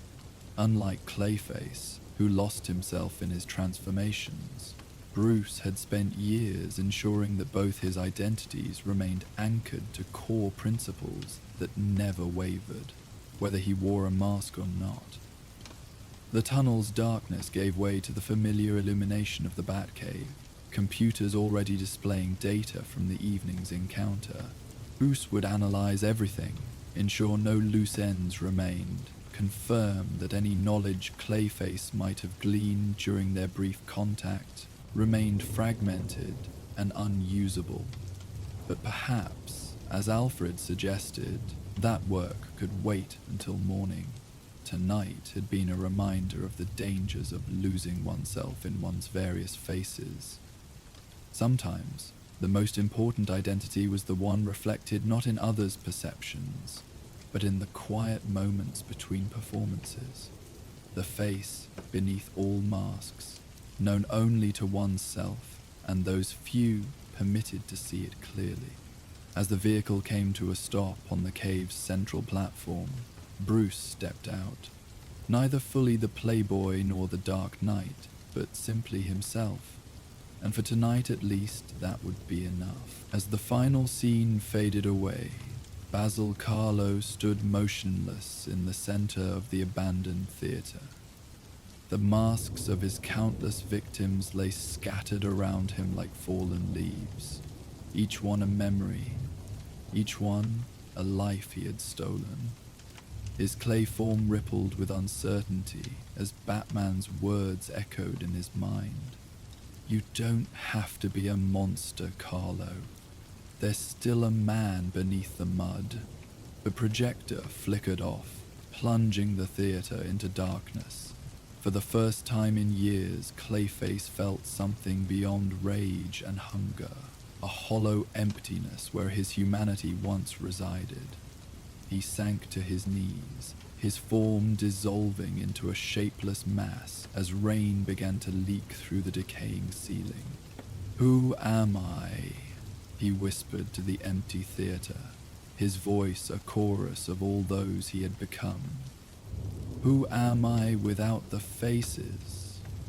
The rain intensified, washing away pieces of him into the cracks of the theater floor, carrying his essence down into the forgotten tunnels beneath Gotham. Rain fell in gentle sheets over Gotham City, washing the grime from its gargoyles and gathering in rivulets that whispered down into the vast network of sewers below.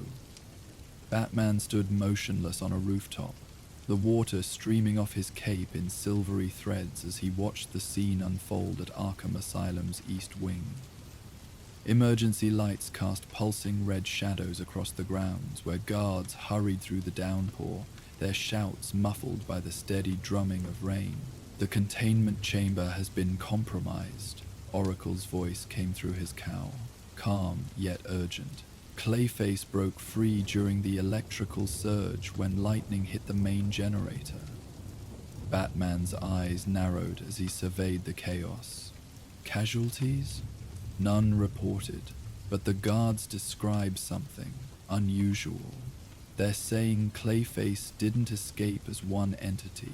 He fractured, split into multiple forms that each went in. This was concerning news. Basil Carlo, the man who had become Clayface, had been showing signs of increasing instability during his confinement. His clay-like form, once under his conscious control, had begun exhibiting autonomous behaviors, parts of him seemingly acting with independent purpose.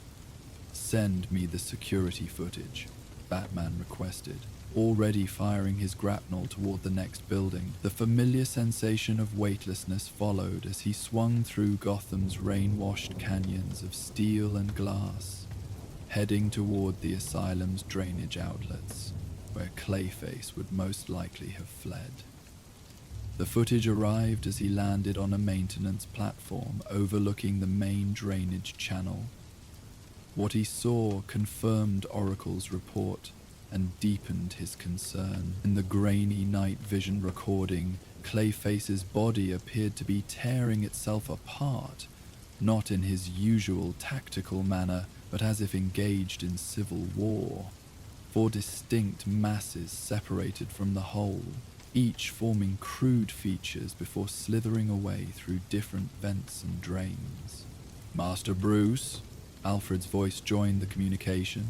"I've been reviewing Dr. Arkham's latest psychological evaluation of Mr. Carlo.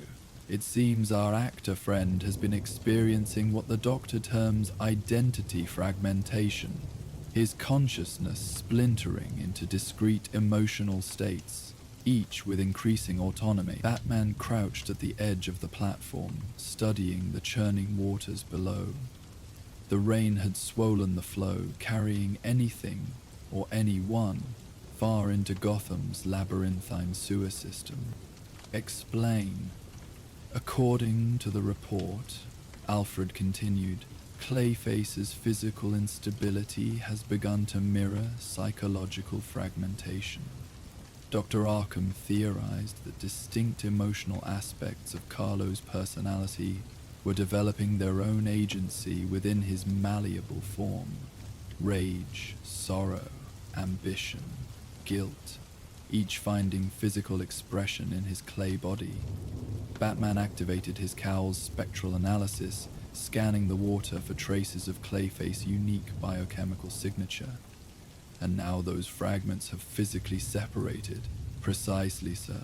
And I fear time may be of the essence." Dr. Arkham noted that should these fragments remain separated too long, the dissolution might become permanent, both physically and mentally. A faint reading caught Batman's attention, trace elements matching Clayface's composition, leading toward the eastern tunnels. He fired his grapnel again, swinging down to follow the trail. "Oracle, alert the GCPD. Have them establish a perimeter around all major sewer outlets, but warn them not to engage directly. These fragments may be more unpredictable than Clayface at his worst." "On it," she responded. "What exactly are we dealing with here? 4 miniature Clayfaces?" Batman dropped into the tunnel, the splash of his landing swallowed by the rushing water. "Not exactly. If Alfred's assessment is correct, we're dealing with 4 emotional aspects of Carlo's personality, each with only partial awareness, each dangerous in its own way. The tunnel stretched before him, its ancient brick walls glistening in the beam of his flashlight. The water pulled at his boots as he moved forward, following the faint traces of Clayface's biochemical trail. The asylum's drainage system would eventually join Gotham's main sewers, a vast underground network where a being like Clayface could remain hidden indefinitely. I've taken the liberty of contacting Dr. Leslie Tompkins, Alfred said. She treated Basil Carlo years ago, before his transformation. She may have insights into his current condition. Batman nodded, though no one could see the gesture. Leslie was one of the few people who remembered Carlo as a man rather than a monster, who had known the talented actor before Hollywood's cruelty and his own desperate choices had transformed him into Clayface. The trail grew stronger as he reached a junction where multiple tunnels converged. Here, the biochemical signature split, following different paths into the darkness. Batman paused, studying the readings carefully. The fragments separated here, he reported. 4 distinct trails, each with slight variations in molecular structure. The difference may correspond to the emotional state each fragment represents, Alfred suggested. Their chemical composition would reflect the neurological patterns of the emotions driving them. Batman considered this. If that's true, then each fragment will behave according to a dominant emotional drive, without the balancing influence of Carlo's complete personality, making them potentially more dangerous, yet more predictable, Alfred observed. Pure emotion lacks the nuance that makes human behavior complex. That assessment matched Batman's own thinking. He logged the direction of each trail, creating a map of the fragments' diverging paths. One led deeper into the old sewers beneath the financial district. Another curved toward the waterfront. The third headed toward Midtown, while the fourth, the weakest signature, meandered toward Bristol, the affluent suburb where Wayne Manor itself stood. I need to track them individually, starting with the strongest signature, Batman decided. Oracle used the city's seismic monitors to track unusual movements through the sewer system. These fragments should register as anomalous mass displacements. Already accessing the grid, she replied. I'm seeing activity beneath the financial district. Something large is moving through the maintenance tunnels under Gotham First National. That matched the strongest trail. Batman moved with renewed purpose, following the ancient brick passageway that would lead him toward the heart of the city. The rushing water grew shallower as he progressed upward, away from the main drainage channels.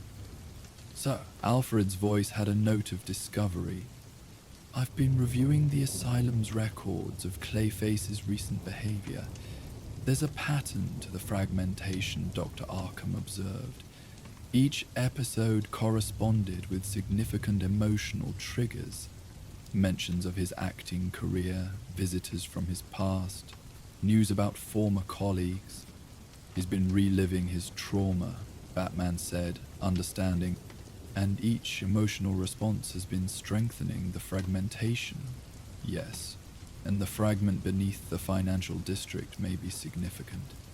Gotham First National financed several of the films Carlo starred in before his fall from grace, including, notably, the Mud King series that made him famous. The Mud King?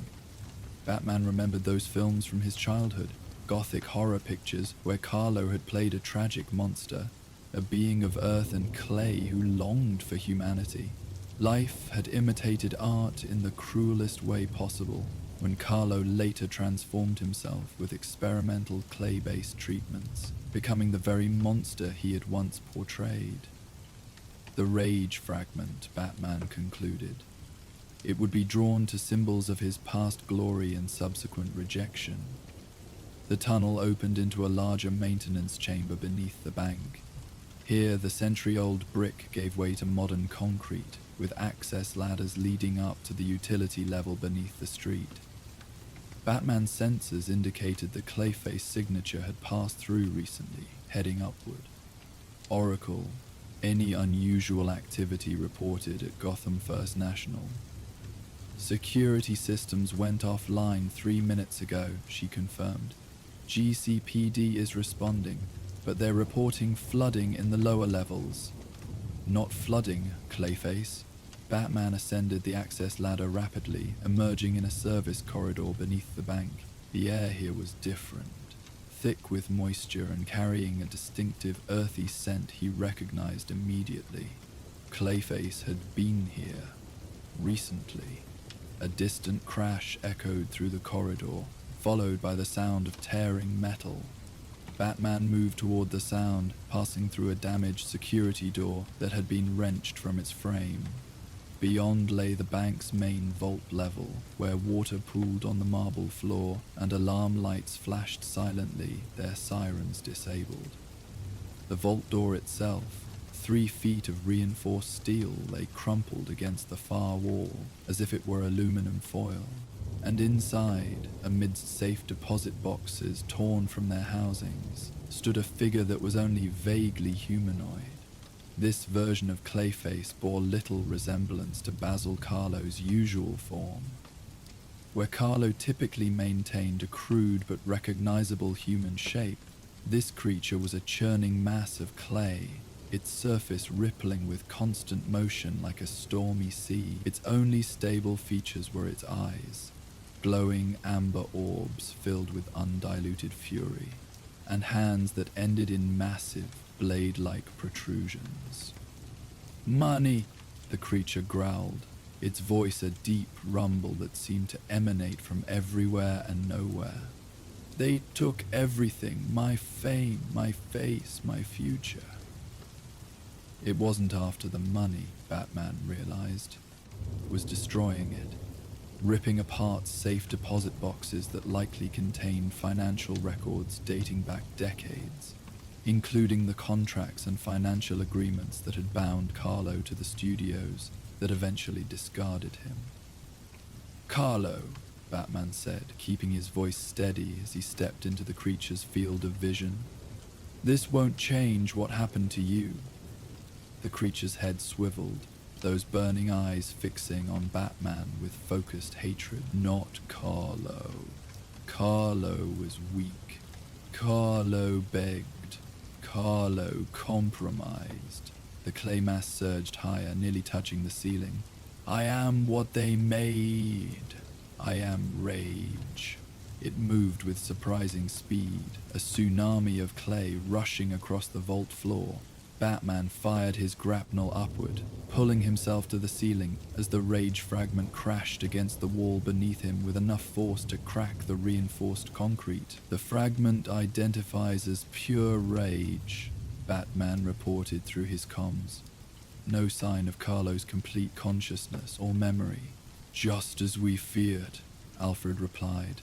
"Without the moderating influence of his complete personality, each fragment embodies a singular emotional drive." The rage fragment recovered quickly, its body already reforming as it tracked Batman's movement. Tendrils of clay shot upward, trying to snare him as he swung toward the vault entrance. "Sir, consider that conventional containment may be ineffective," Alfred suggested.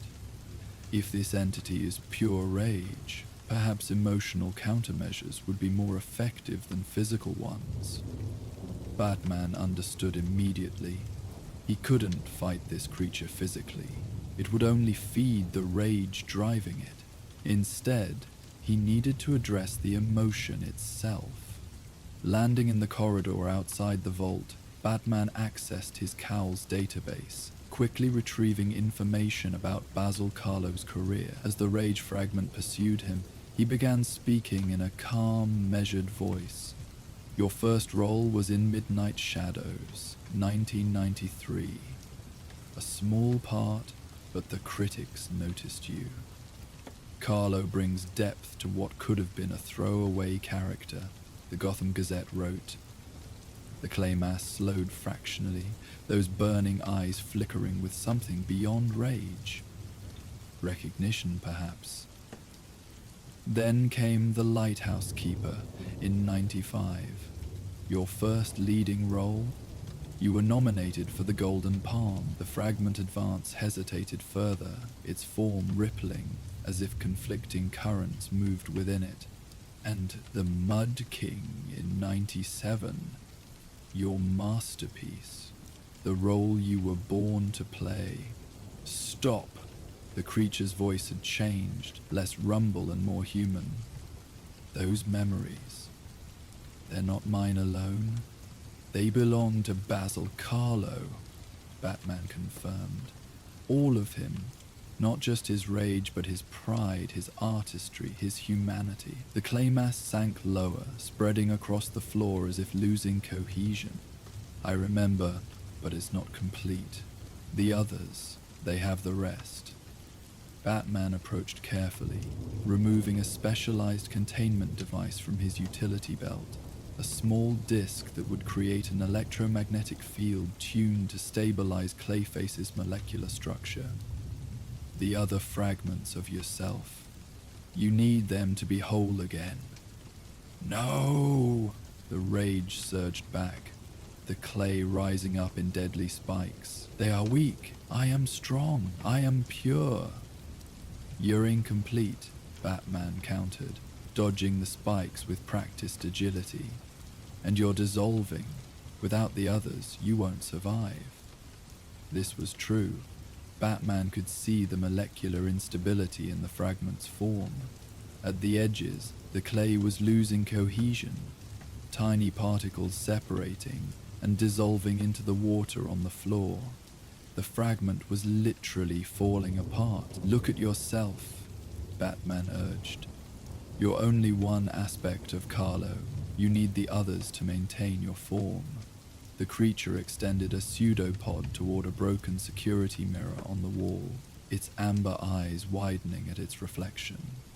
Where it expected to see Clayface's familiar features, there was only a vaguely humanoid shape, constantly shifting and eroding at the edges. Breaking apart, it moaned, the rage momentarily supplanted by fear, need. Others. Let me help you, Batman said, activating the containment device.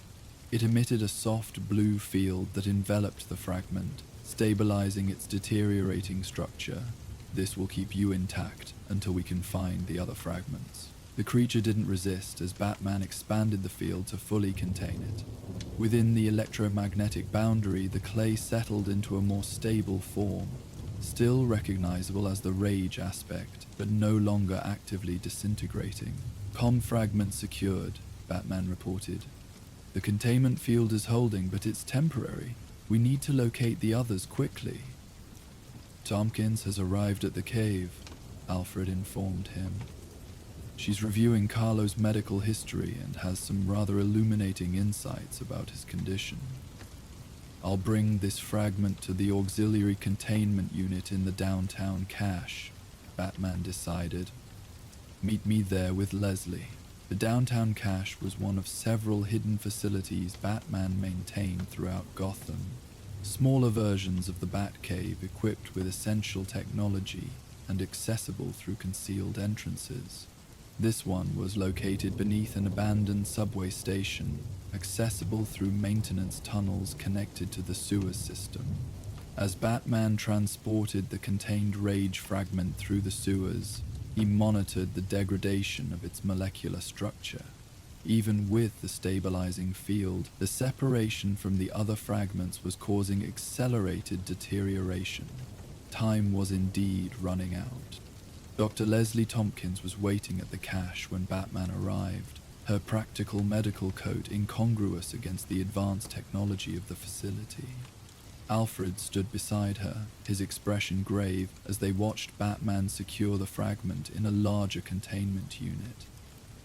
Fascinating and disturbing in equal measure, Leslie said, studying the clay mass through the transparent containment wall. When I treated Basil years ago, I never imagined his psychological fragmentation would manifest so literally. You believe this confirms Dr. Arkham's diagnosis? Batman asked. Leslie nodded, her experienced eyes noting details only a physician would see. Basil always compartmentalized his emotions. It was how he survived in Hollywood, separating his true self from his public persona.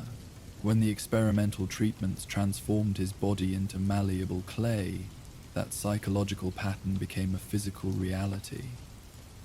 The physical mirroring the psychological, Alfred observed. His body became as fluid as his identity. Precisely. Leslie moved closer to the containment field, watching how the fragment responded to her presence. I treated him for depression after his career collapsed. He described feeling like different people from day to day, the rage, the sorrow, the desperate ambition that drove him to try the treatments that ultimately transformed him. And now those aspects have literally separated, Batman said. Yes, but they can't survive independently, Leslie confirmed. Each fragment contains only part of the neural patterns that make up Basil's complete consciousness. Without the others, the patterns will degrade until there's nothing left of the man he was. Batman studied the containment readings. The fragment is already showing signs of cognitive deterioration. Its speech patterns are becoming more primitive, less connected to Carlo's memories. Then we have perhaps 24 hours before the separation becomes irreversible, Leslie estimated. After that, even reuniting the fragments won't restore Basil's complete consciousness. Oracle. Batman activated his comm. Status on the other fragments? I've got possible locations on 2 of them, she responded. The waterfront fragment has entered the old Gotham Harbor Spa and Resort. You know, that abandoned health club where the wealthy used to take mud baths in the 30s. The connection is obvious, Alfred noted. A location where clay was once considered therapeutic rather than monstrous. And the 3rd fragment? Batman asked. Moving through Robinson Park, heading toward the Botanical Gardens, Oracle reported. It's moving more slowly than the others, almost carefully. The Sorrow Fragment would be drawn to beauty, Leslie suggested. Basil always found solace in art and nature, even at his lowest points. And the 4th? Still tracking, Oracle said. The signature is weaker, harder to isolate. Last readings had it moving toward Bristol, but I've lost the trail near the reservoir. Batman considered the tactical approach. I need to secure the fragments quickly before they deteriorate further or harm civilians. The waterfront location is closest. I'll start there. I'll continue analyzing this fragment's deterioration pattern, Leslie offered. It may give us insight into how to stabilize the others when you find them. And I shall coordinate from here, Alfred added. The Batwing is standing by if you need rapid transport between locations. Batman nodded, already moving toward the exit. As he departed, he glanced back at the Rage Fragment, now pulsing weakly within its containment field. Time was running out for Clayface, not just for his physical form, but for whatever remained of the man inside the monster. The abandoned Gotham Harbor Spa and Resort loomed against the night sky, its once grand Art Deco facade now crumbling into the encroaching waters of the harbor. Batman approached from the rooftops of neighboring warehouses, studying the structure through his cowl's multiple vision modes. The fragment's signature is strongest in the eastern wing, Oracle informed him. That would be the therapeutic bath section, according to the original blueprints. Batman grappled to the spa's roof, finding an access point through a partially collapsed skylight. The interior was a study in decayed opulence. Marble floors cracked and buckled, gilded columns tarnished green with verdigris. Elaborate murals faded to ghostly impressions on the walls. This facility specialized in clay-based treatments, Alfred noted through the comm. Particularly popular among Gotham's elite who believed in the healing properties of specially formulated mud baths. Carlo would have known this place, Batman said, moving silently through the ruined grandeur. His film career put him in the same circles as the clientele. Indeed, according to the society pages from that era, he was a frequent guest. Before his fall from grace, of course, water dripped steadily from the ceiling, forming shallow pools on the marble floor. Batman followed the Clayface signature toward what had once been the main treatment area, a vast circular chamber surrounded by private rooms.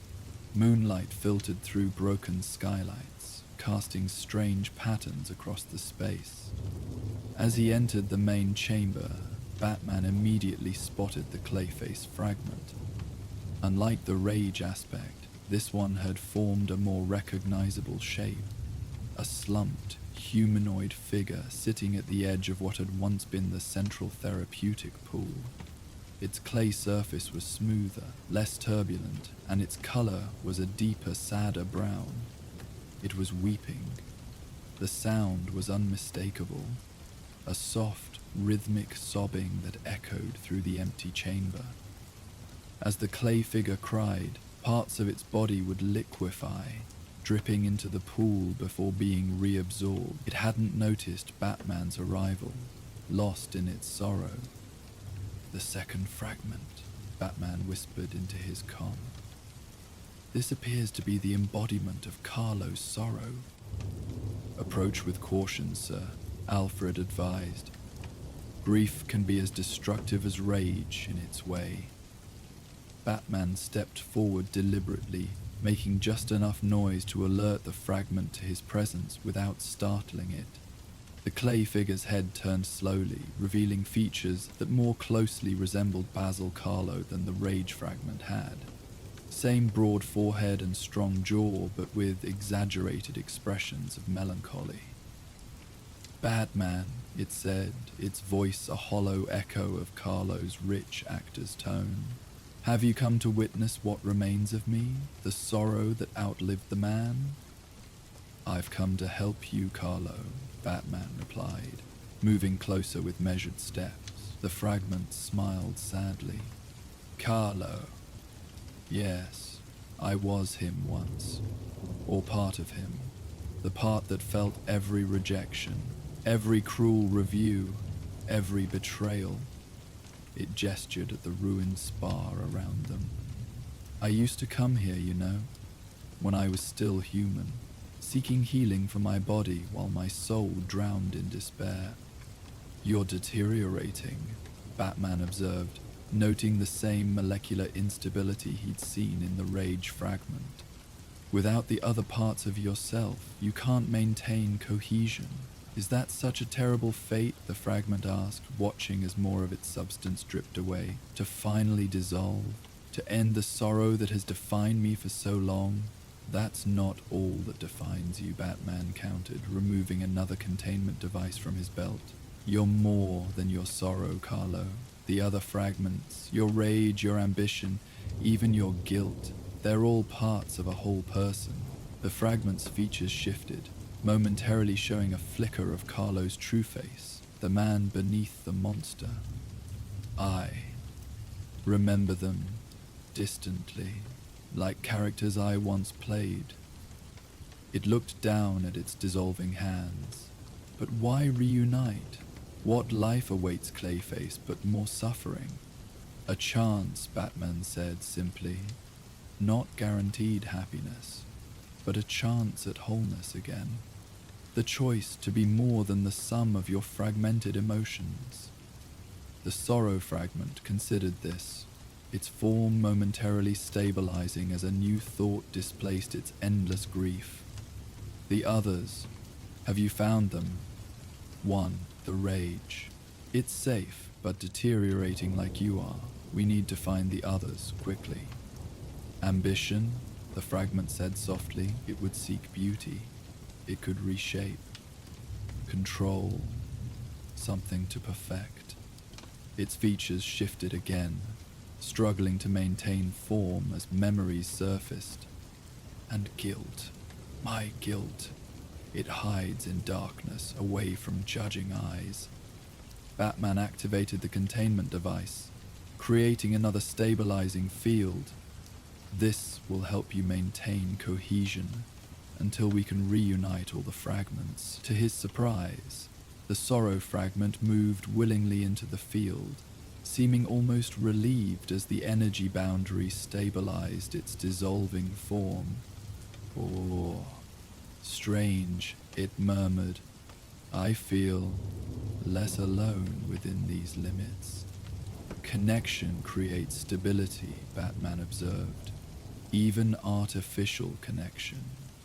A philosophy lesson from the Batman. The fragment's tone carried a hint of Carlo's former sardonic humor. Perhaps sorrow has made a philosopher of us both. As Batman secured the contained fragment for transport, Oracle's voice came through his comm with new urgency. "Batman, situation developing at Robinson Park. The third fragment has encountered a civilian. A teenage girl who appears to be communicating with it. Identity of the civilian. Running facial recognition now. Got a match. Mira Sanchez, age 16. Reported missing from Gotham East Side Youth Shelter 3 weeks ago. Known to frequent the park. A runaway teen encountering a fragment of Clayface. The situation could become dangerous quickly." "I'm on my way," Batman responded. "Have the Batwing ready for fragment transport." "Already inbound to your location," Alfred confirmed. Batman secured the Sorrow Fragment on the roof of the spa, where the Batwing could retrieve it using automated systems. As he prepared to depart for Robinson Park, the fragment spoke again, its voice fading as molecular degradation continued despite the containment field. "We were all Basil once," it said distantly, "before life broke us apart, before we broke ourselves." The observation lingered in Batman's mind as he traveled toward Robinson Park. There was something uncomfortably familiar in the idea of a fragmented self, parts of one's identity separated and at war with each other. Wasn't that, in some way, the duality he himself lived every day? Bruce Wayne and Batman, sometimes in harmony, sometimes in conflict. Robinson Park's botanical gardens were closed to the public at this hour, but Batman easily bypassed the security systems. According to Oracle's tracking, the third Clayface fragment had moved to the central greenhouse, a massive Victorian glass structure housing Gotham's most exotic plant specimens. As he approached the greenhouse, Batman could see light within, not the security lighting, but what appeared to be improvised lanterns casting a warm glow through the glass panes. He moved to a higher vantage point, using his cowl's enhanced vision to observe the interior before entering. What he saw was unexpected. The clay fragment had formed a more complete human shape than any previous fragment, a figure recognizably Basil Carlo, though still composed of shifting clay. It was methodically arranging plants and stones in artistic configurations, creating elaborate sculptural forms throughout the greenhouse. And sitting nearby, watching with evident fascination, was a teenage girl matching Mira Sanchez's description. Thin, with short-cropped dark hair and clothes that had seen better days. "I've located the third fragment and the civilian," Batman reported quietly. "They appear to be dating, collaborating on some kind of artistic project. The Ambition Fragment," Alfred surmised. "Creating, shaping, seeking to manifest something significant. The artist aspect of Carlo's personality." Batman listened to the conversation inside as he planned his approach. "That's amazing," the girl was saying, watching as the clay figure extended pseudopods to delicately reposition flowering vines. "How do you make it look so natural?" "Art requires vision beyond the obvious," the fragment replied. its voice a more natural version of Carlo's than either previous fragment had managed. Seeing the sculpture within the stone, the arrangement hiding within chaos, I was a creator once, a performer who could transform into anyone. You mean when you were an actor? Before I became this? The clay figure gestured to its unstable form. Yes, but even this form has potential for creation, for beauty. It paused, part of its arm suddenly losing cohesion and dripping to the ground. Though not for much longer, it seems. The girl moved closer, concerned. What's happening to you? Dissolution. Fragmentation. It struggled to reabsorb the fallen clay. I am incomplete. Parts of myself are missing. The rage that drove me, the sorrow that defined me, even the guilt that anchored me to my humanity. Batman decided to make his presence known, entering the greenhouse through a maintenance door rather than more dramatically from above. Still, his appearance startled the girl, who jumped to her feet protectively in front of the clay figure. "Stay back," she warned. "He's not hurting anyone." "I'm not here to hurt him, Mira," Batman said, using her name deliberately to establish a connection. "I'm trying to help him." The Ambition Fragment regarded Batman with more composure than the previous fragments had shown. The Dark Knight himself. "I would bow, but as you can see, my form is somewhat unstable." It made a gesture that caused more clay to drip from its arm. "Have you come to return me to Arkham? What remains of it, at least?" "I've come to reunite you with the other fragments of yourself," Batman explained. "You're deteriorating. Without becoming whole again, you'll completely dissolve within hours." The girl looked alarmed. "Dissolve? You mean die?" "Not exactly death," the fragment corrected gently. "More like losing coherence. The memories, the consciousness that makes me part of Basil Carlo, all fading into nothing but mindless clay." "That can't happen!" Mira turned to Batman with unexpected fierceness. "You have to help him." "That's why I'm here." Batman removed another containment device from his belt. "This will stabilize your molecular structure temporarily," he explained to the fragment. "I've already secured 2 other fragments. We need to find the final piece of you before it's too late." The Ambition Fragment studied the device with evident interest. Ingenious design. The electromagnetic harmonics would indeed slow the degradation process. It looked up at Batman with something like professional respect. "Your technical accomplishments continue to impress, even after all our encounters." Mira stepped between them again. "Wait, if you take him, will he still be him, my friend?" The question carried legitimate emotional weight. Batman could see that the girl had formed a genuine bond with the fragment, perhaps the first positive human connection she'd experienced since running away.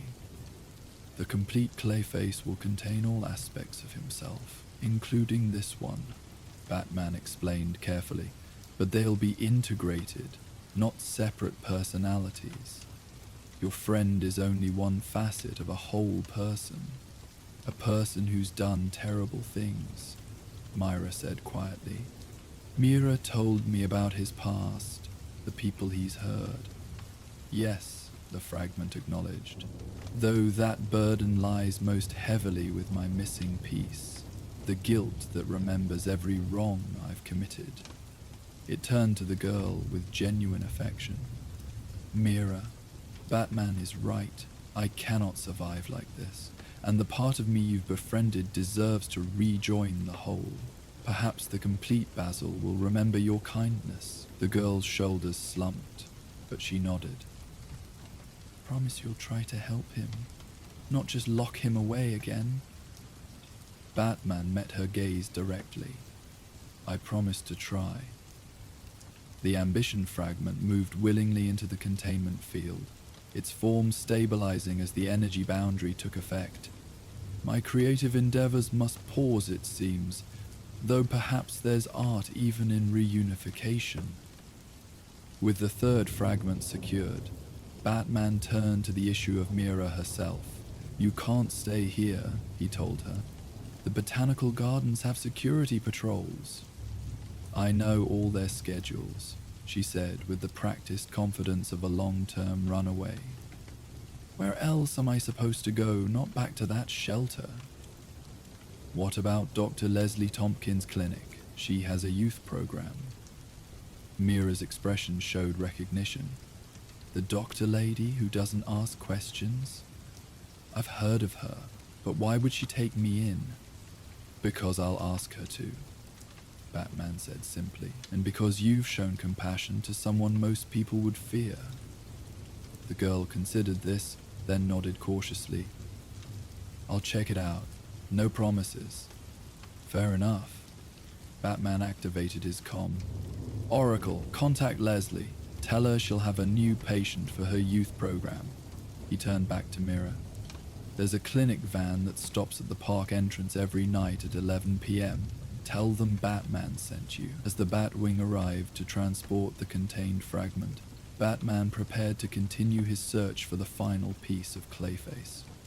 The Guilt Fragment, potentially the most dangerous, not for its physical capabilities but for its emotional manipulations.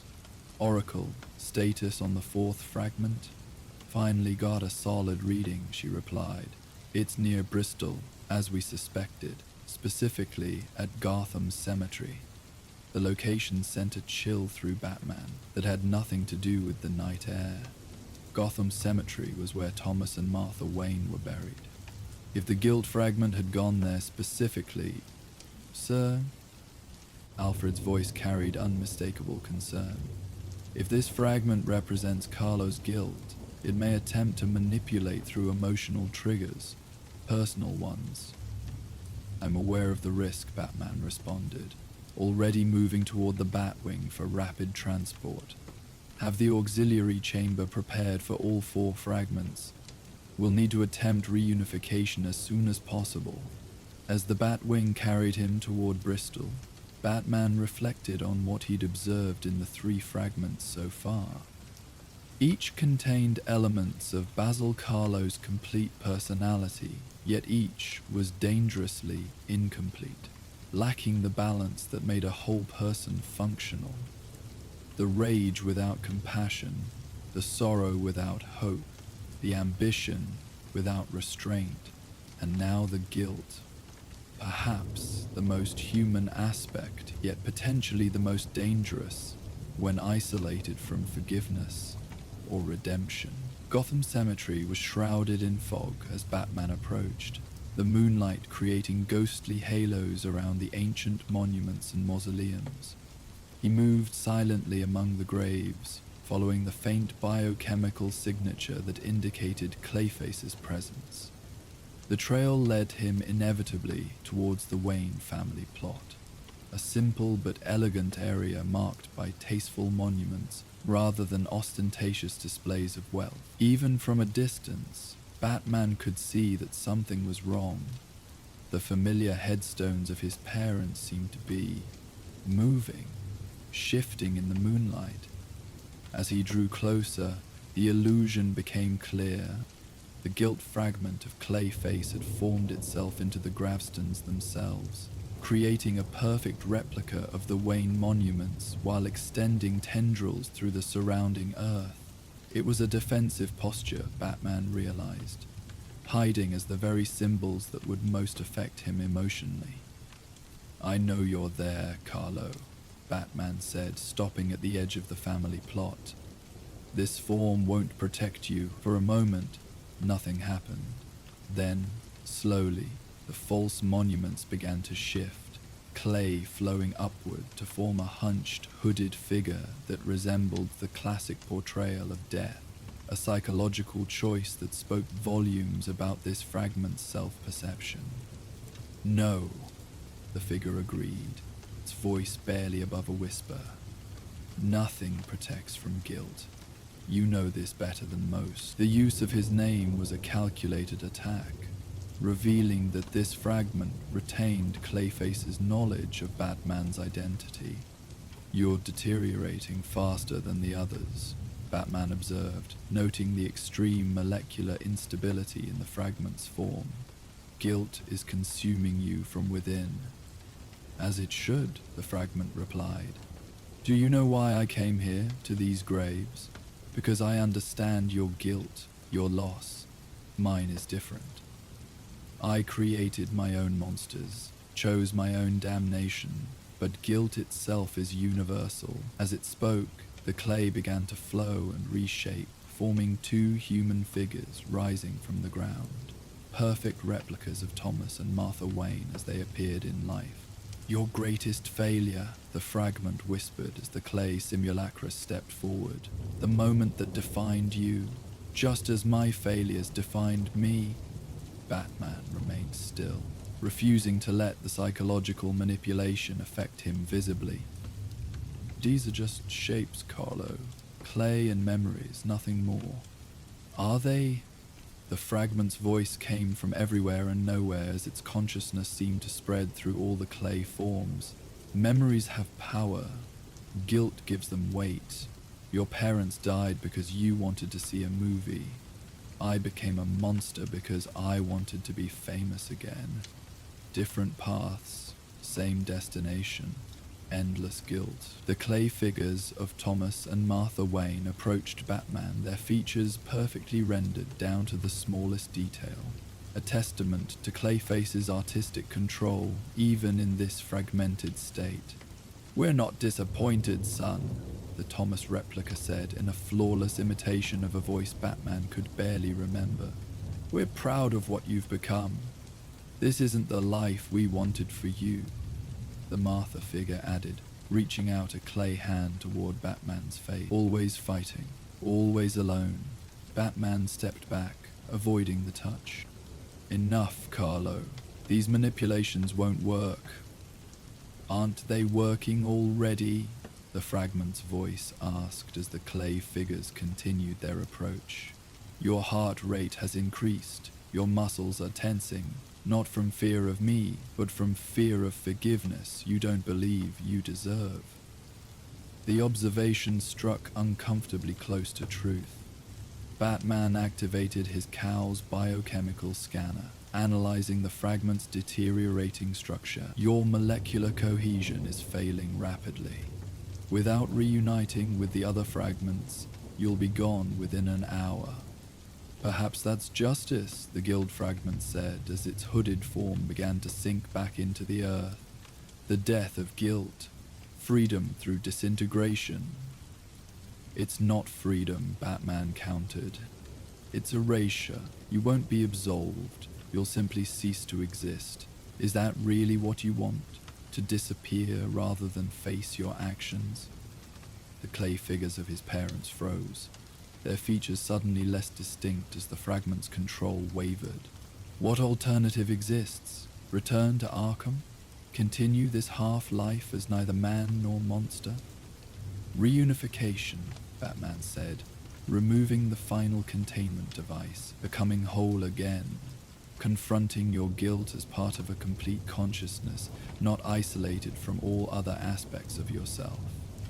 The hooded figure rose slightly from the ground, its form barely maintaining cohesion. The others, you found them? All three. They're stabilized but deteriorating like you are. This is your last chance, Carlo.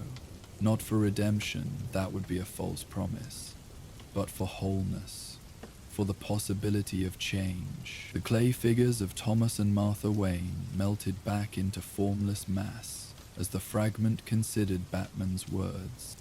Wholeness, it repeated softly. I haven't been whole since... I can't remember when. Let me help you remember, Batman said, activating the containment field.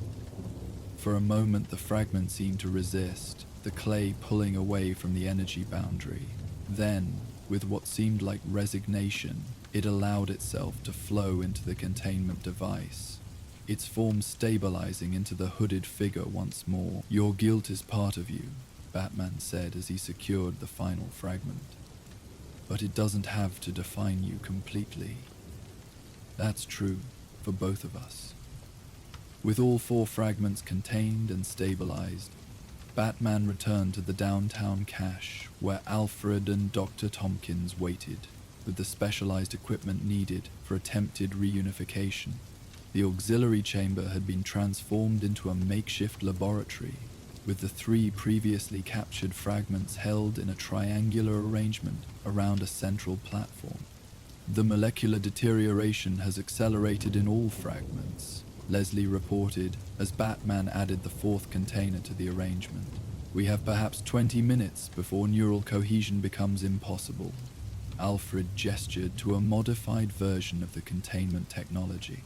"We've adapted your electromagnetic stabilizers to create a harmonic field that should draw the fragments together rather than keeping them separate. If Dr. Arkham's theories about Clayface's physical structure are correct, the fragments should naturally reintegrate when brought into proper proximity." "And if they don't?" Batman asked. Leslie's expression was grave. "Then Basil Carlo effectively dies. Not his body, which would continue as separate masses of mindless clay, but his consciousness, his memories, everything that made him a person." Batman studied the 4 fragments, each displaying distinct characteristics, even within their containment fields. The Rage Fragment pulsed with angry energy. The Sorrow Fragment seemed to be weeping silently. The Ambition Fragment had formed itself into an idealized version of Carlo as he once was, and the Guilt Fragment remained hooded, withdrawn even from itself. "Begin the process," Batman instructed. Alfred activated the modified field, creating a pulsing energy pattern that enveloped all 4 containers. Slowly, the containment boundaries began to dissolve, allowing the fragments to sense each other's presence. "Molecular attraction detected," Leslie reported, monitoring the readings. "The fragments are responding to each other's biochemical signatures." The 4 clay masses began to move toward the central platform, each changing form as they approached one another. The Rage softened its jagged edges. The Sorrow straightened its slumped posture. The Ambition tempered its perfect self-image. The Guilt lowered its concealing hood. "They're recognizing each other as parts of the same whole," Alfred observed. As the fragments met at the center, there was a moment of resistance. 4 distinct masses touching but not merging, like magnets held with like poles facing. Batman could sense the struggle happening at a molecular level, the fragments both attracted to and repelled by each other, each wanting wholeness but fearing the loss of its distinct identity. "The integration has stalled," Leslie said with concern. "They're not fully merging." Batman moved closer to the platform, studying the clay masses that represented the fractured aspects of a single consciousness. They need a catalyst, he realized, something to help them remember they're all Basil Carlo. "Sir, perhaps," Alfred began, then hesitated. "What is it, Alfred?" "Perhaps a memory, something that would resonate with all aspects of Mr. Carlo's personality simultaneously." Batman considered this, then accessed the cache's computer system. After a brief search, he found what he needed. A clip from The Mud King, Carlo's most famous film. He projected it on the wall where all fragments could perceive it. On the screen, a younger Basil Carlo delivered his character's most famous monologue. "I am neither man nor earth, but something caught between, cursed with memory, blessed with transformation. My body may be clay, but my soul remembers being human." The effect on the fragments was immediate and profound. All 4 masses turned toward the projection, their forms shifting in recognition. As the scene played out, the boundaries between the fragments began to blur, clay flowing into clay as molecular structures aligned. "It's working," Leslie confirmed, watching the readings. "Neural patterns are synchronizing." The merging accelerated, the 4 distinct colors and textures blending into a single mass that pulsed and shifted on the platform. For several minutes, the clay churned with internal conflict as the disparate emotional aspects fought for dominance within the reforming whole. Then, gradually, the movement slowed. The clay settled into a recognizable human shape. Basil Carlo, as he had appeared before his full transformation into Clayface. Though still composed entirely of clay, the figure sat up slowly, looking at its hands with an expression of wonder and confusion. When it spoke, the voice was fully Carlo's, the rich, resonant tones of the trained actor. "I remember everything," he said quietly. "Being torn apart, being incomplete, your consciousness fragmented, along with your physical form," Batman explained. "Each fragment represented a different aspect of your personality." Carlo nodded slowly. "I felt it happening. Over months in Arkham, parts of me becoming autonomous.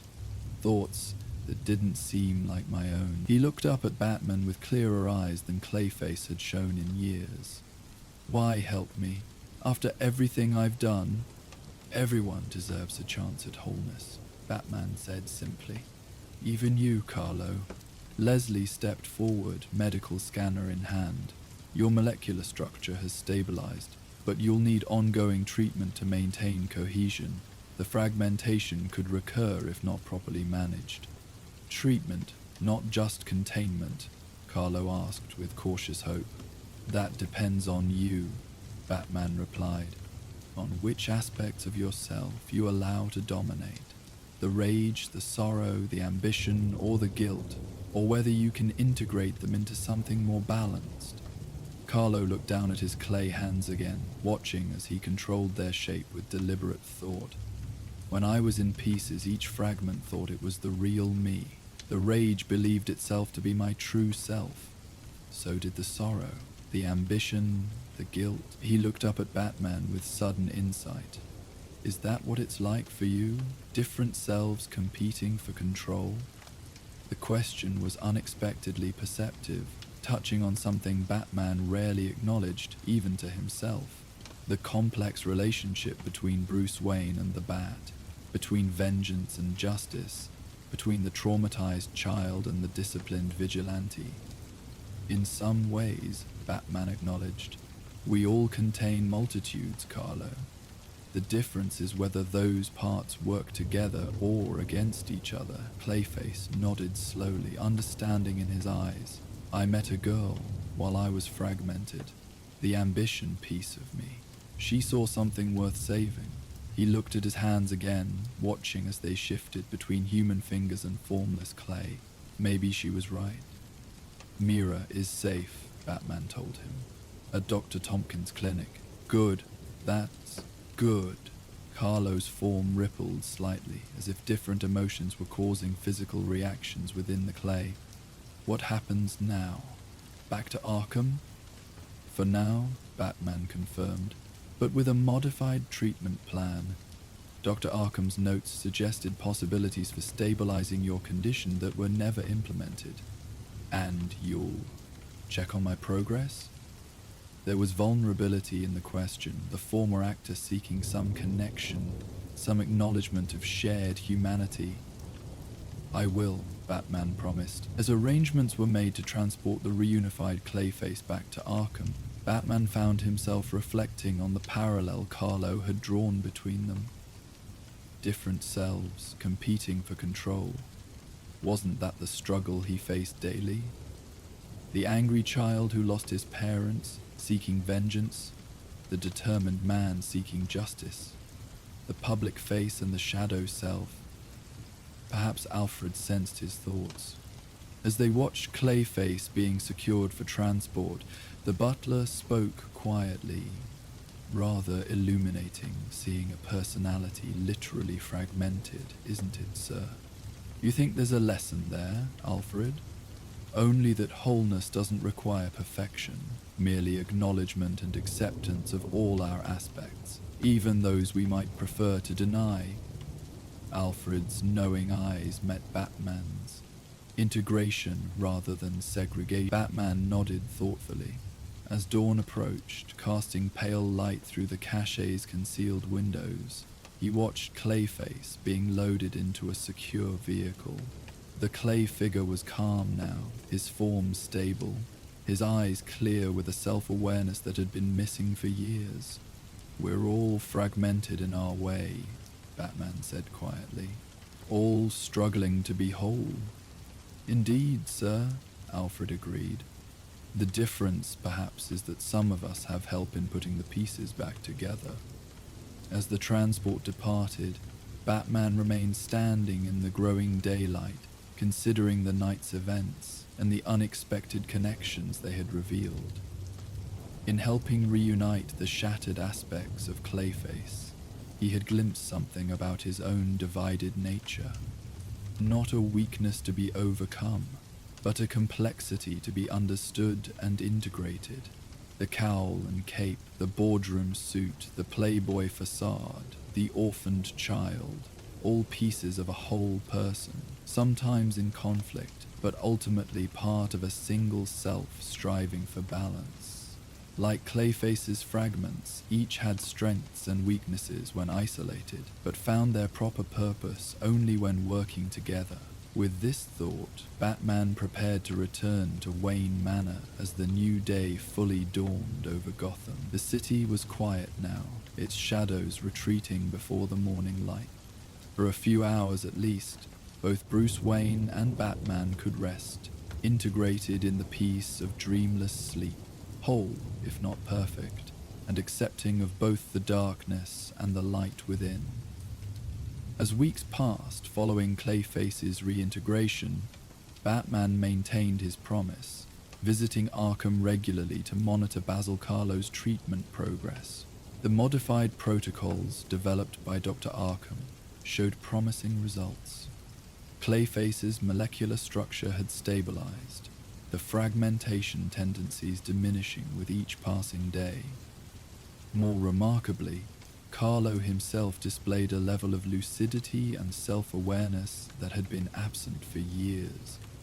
During these visits, Batman noticed subtle changes in the former actor's demeanor. The rage that had once defined Clayface seemed tempered by the sorrow, guilt, and ambition that now existed in balance within him. Their conversations, initially brief and clinical, gradually evolved into something more thoughtful. Discussions about identity, transformation, and the nature of personhood. The strangest part, Carlo confessed during one such exchange, is remembering being 4 different beings simultaneously. Each fragment believed itself to be the authentic me. His clay features shifted subtly as he spoke, unconsciously reflecting the complex emotions beneath, which raises the question, was any of them right? Batman considered this carefully. Perhaps they all were, in part. We all contain contradictions, aspects of ourselves that seem at odds yet somehow coexist. Carlo nodded slowly, his form rippling with contemplation, like the actor who becomes so immersed in a role that he momentarily forgets himself, yet is somehow more authentic in that forgetting. A hint of the old performer emerged in his voice, the resonant tones that had once captivated audiences. Have been many things, Batman. Monster, victim, villain. But I'm beginning to wonder if there might be one more role left to play. What role would that be? Batman asked. Clayface's features settled into a melancholy smile. That's the question, isn't it? What performance remains for someone like me? He gestured to his clay body. When your very form is mutable, what shape best expresses your true nature? The question lingered between them, unanswered yet profound. As Batman departed Arkham that evening, the city's lights reflecting off rain-slicked streets, he found himself pondering Carlo's words. For a man who had split into pieces and found wholeness again, the search for authentic identity would never be simple. Neither man could have predicted how soon that question would be answered, nor how the final act of Basil Carlo's strange, tragic story would begin to unfold. In the shadows of Gotham, forces were already moving, drawing Clayface toward what would become his most meaningful performance, a still life rendered in living clay. Rain fell in gentle sheets across Gotham Square, droplets catching the amber glow of streetlights and transforming the scene into an impressionist painting of urban twilight. The crowd that had gathered stood in reverent silence, umbrellas forming a patchwork canopy above upturned faces, their collective attention focused on what had appeared overnight, a statue of such exquisite craftsmanship that it seemed almost alive despite its stillness. There, standing 20 feet tall on a marble pedestal, the figure captured Basil Carlo, Clayface, in his imagined perfect form, part classical hero, part modern celebrity, face tilted toward an invisible spotlight. The sculpture possessed such detail that individual pores seemed to breathe in the rain, muscles tensed beneath the surface as if preparing to step from the pedestal at any moment. Yet it remained motionless, its outstretched hand frozen in a permanent greeting to admirers who would never stop coming. From his vantage point atop the nearby Gotham Central Bank, Batman observed the gathering crowd through rain-streaked lenses. The Batsuit's enhanced hearing picked up their murmured conversations, speculation about the statue's origin, admiration for its artistry, debates about whether it should remain in the square or be moved to a museum. Quite remarkable. Alfred's voice came through the Cowl's comm system. When the alert first came in about an unauthorized structure in Gotham Square, I hardly expected a masterpiece. It's Clayface's work, Batman replied, his voice barely audible over the gentle patter of rain. The question is whether he commissioned it or created it himself. You don't think? I do. The composition is too perfect, too personal. No sculpture could capture that expression without intimate knowledge of the subject. Batman adjusted his cowl's optics, scanning the statue for heat signatures. Where he expected to find nothing, a faint core of warmth registered at the statue's center. Not hot enough to be a normal human body, but warmer than ambient clay should be. Alfred, the statue's core is maintaining temperature despite the rain. I'm picking up what looks like a low-level metabolic signature. A pause on the Carlo has somehow incorporated himself into the work. Not just incorporated, I think he's become the statue entirely. Some kind of suspended animation. Batman moved closer to the edge of the rooftop, studying the crowd below. The question is why? Clayface has never shown interest in public art before. Perhaps the answer lies in the work's title? There must be a plaque or inscription. Batman zoomed in on the statue's base. Carved in elegant script, still life, a final performance by Basil Carlo. Final performance, Batman repeated. That's concerning. The rain intensified, washing over the statue in rivulets that seemed to follow the contours of muscle and bone with unnatural precision. The clay wasn't absorbing water as it should. Another sign that this was more than simple sculpture. Master Bruce, you might want to see the news coverage. It's being live-streamed across Gotham.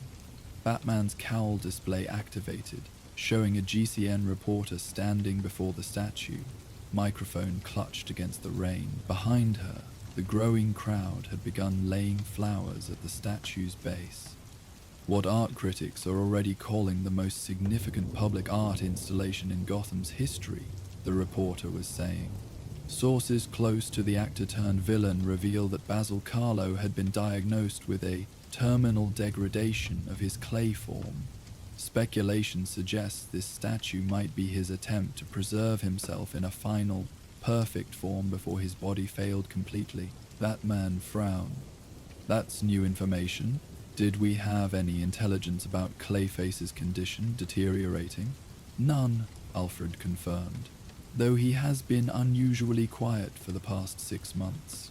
No sightings, no criminal activity, the reporter continued. The mayor's office has issued a statement saying they will respect the artistic integrity of the piece while ensuring public safety. Art historians from Gotham University have already begun documenting what they're calling a masterwork that blurs the line between villain and victim, performer and performance. They're treating it like art instead of a potential threat, Batman noted.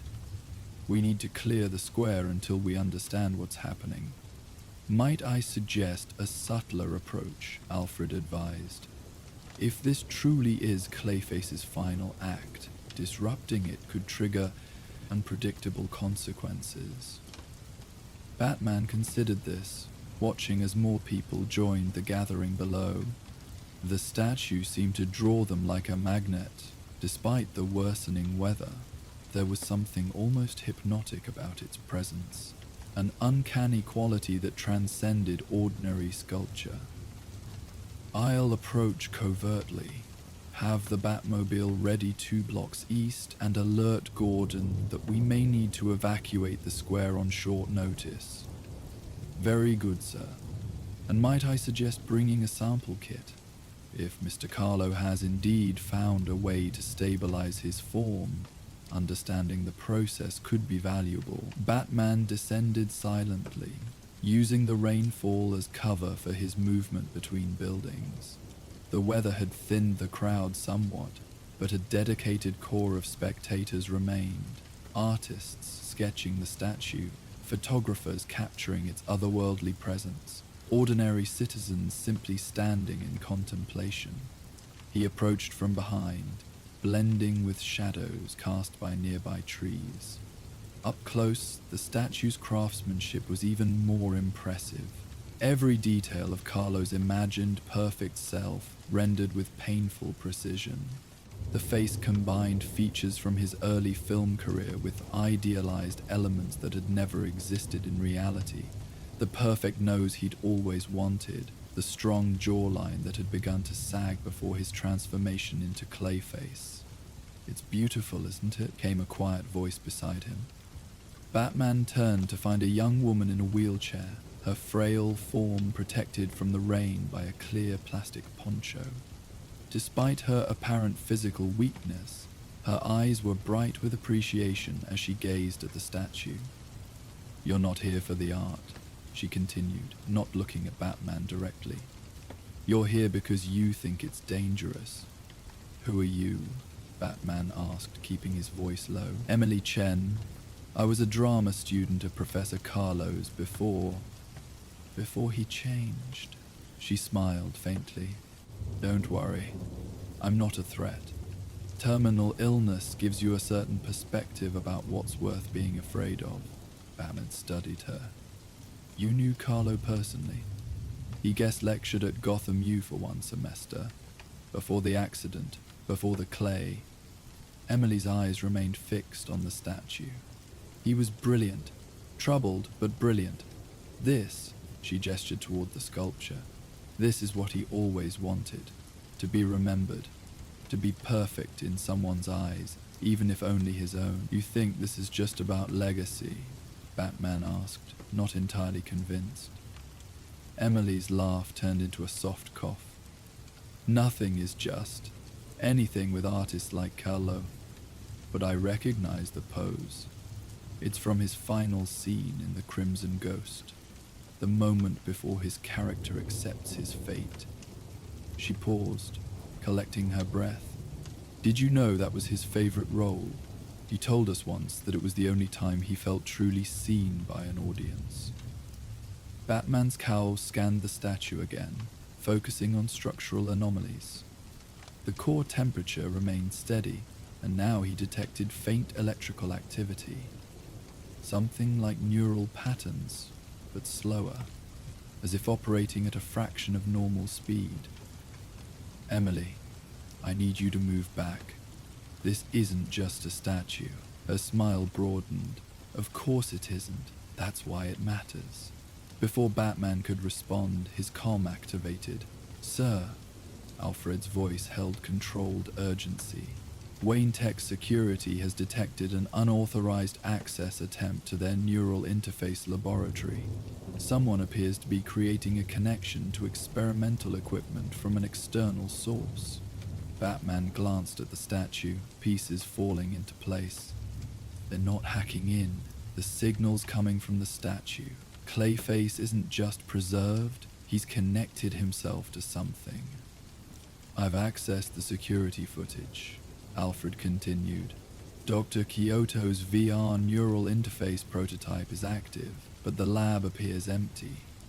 Check for Kyoto, Batman instructed, already moving toward the statue's base. He may be trapped in the system.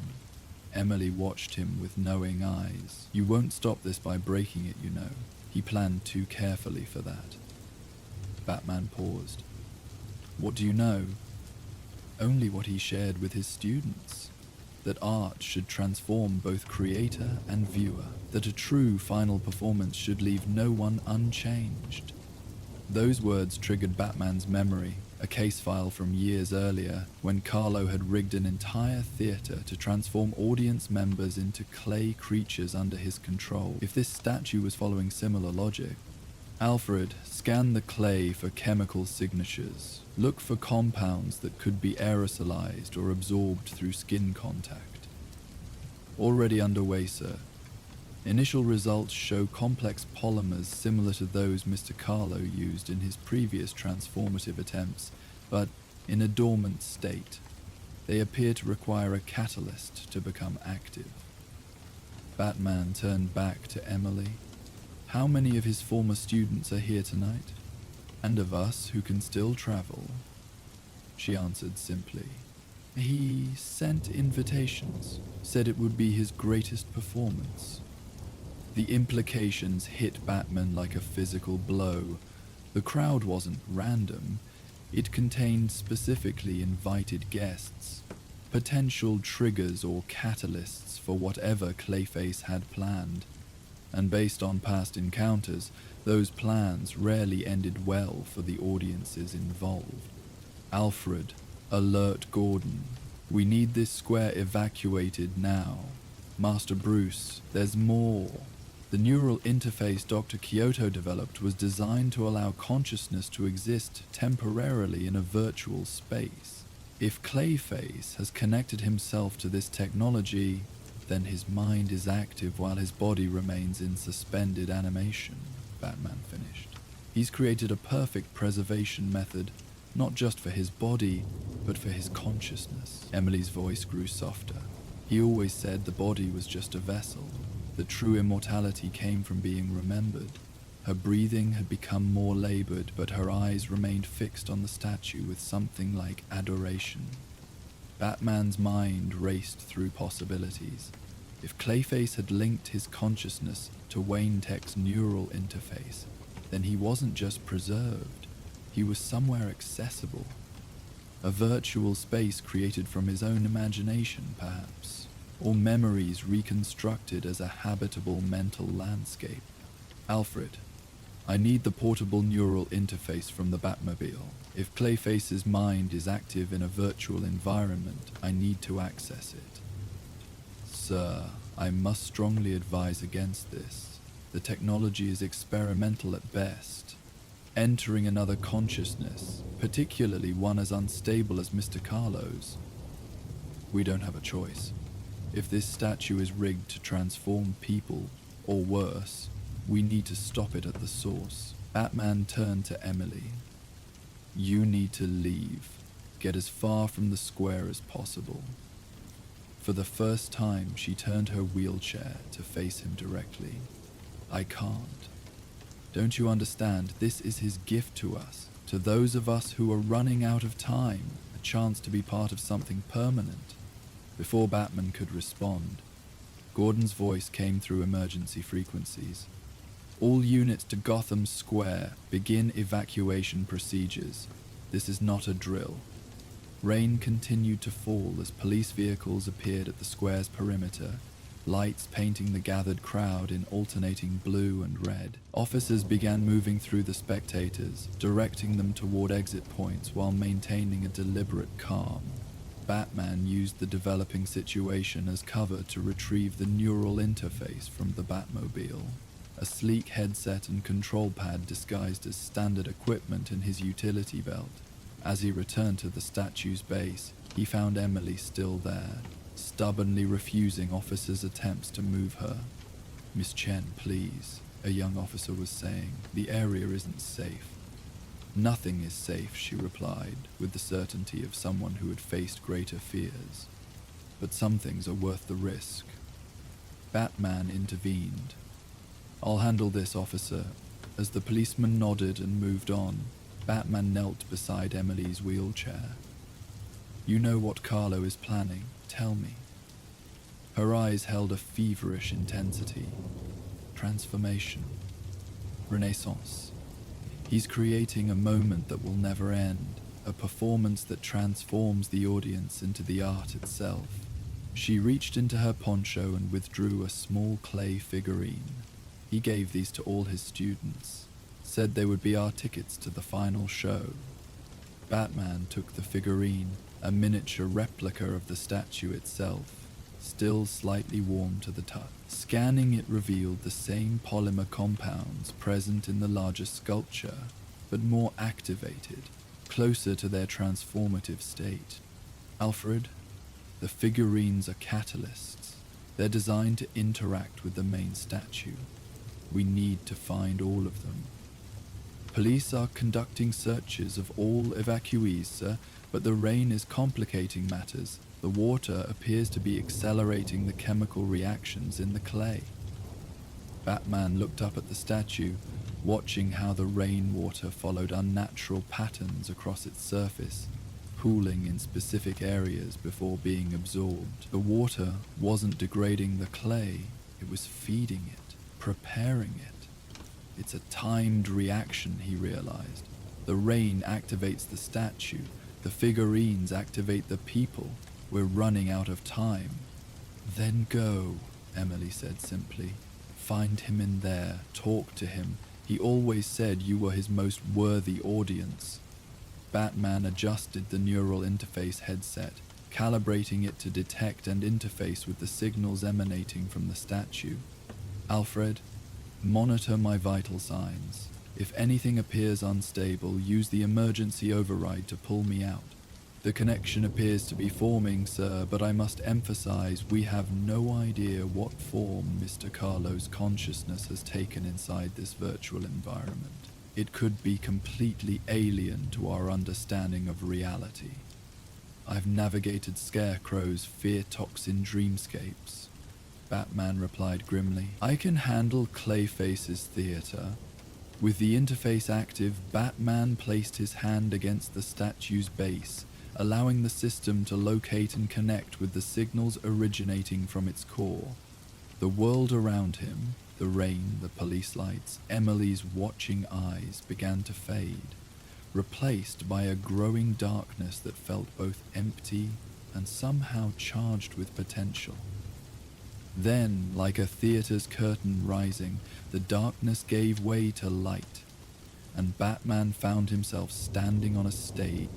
The theater that materialized around him combined elements from various periods of Gotham's architectural history: the ornate balconies of the Monarch Theater, the modernist ceiling of the Gotham Center for Performing Arts, the intimate stage layout of the university's experimental black box. It was a composite space, idealized and impossible, lit by invisible sources that cast everything in a warm, golden glow. The seats were filled with silent figures, not people, but mannequins formed of clay, each one bearing the face of someone Batman recognized from Gotham's elite society pages. Critics, producers, wealthy patrons of the arts, all preserved in expressions of rapt attention, forever the perfect audience. "They never really looked at me this way," came a resonant voice from the wings, not until it was too late. Basil Carlo, or the virtual representation of his consciousness, stepped onto the stage. He wore the formal attire of a classical theatre actor, his face a perfect recreation of his pre-accident appearance, but idealized, smoothed of imperfections. Unlike the mannequin audience, he moved with fluid grace, each gesture purposeful and precise. "Batman, I wondered if you'd attend my final performance." Carlo spread his arms, indicating the theatre around them. "What do you think of my creation?" A permanent standing ovation, a moment of perfect appreciation that will never fade or diminish. Batman remained alert, aware that in this environment reality itself was subject to Carlo's will. "This isn't real, Basil. You've connected yourself to an experimental neural interface. Your consciousness is trapped in a simulation while your physical form remains in suspended animation." Carlo laughed, the sound echoing unnaturally through the theatre. "Trapped? I've escaped, Batman, from a body that was failing, from a world that never truly appreciated my art." He gestured, and the theatre's architecture shifted subtly, becoming grander, more imposing. "Here, I am the creator of everything, the ultimate auteur. And what about the people outside, the students you've drawn to your statue? What happens to them when your performance reaches its climax?" A smile spread across Carlo's face, too wide, betraying the inhuman nature beneath his perfect appearance. "They become part of the art, preserved in a moment of perfect appreciation. Isn't that what any artist wants? An audience that never leaves, never forgets, never moves on to the next distraction." "You're planning to transform them," Batman stated flatly, "like you were transformed.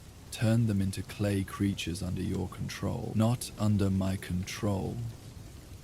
Carlo shook his head, seeming genuinely offended by the suggestion. "With me, part of something greater than their small, limited lives."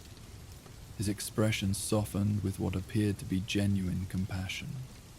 "You saw Emily. How much time do you think she has left? Months? Weeks?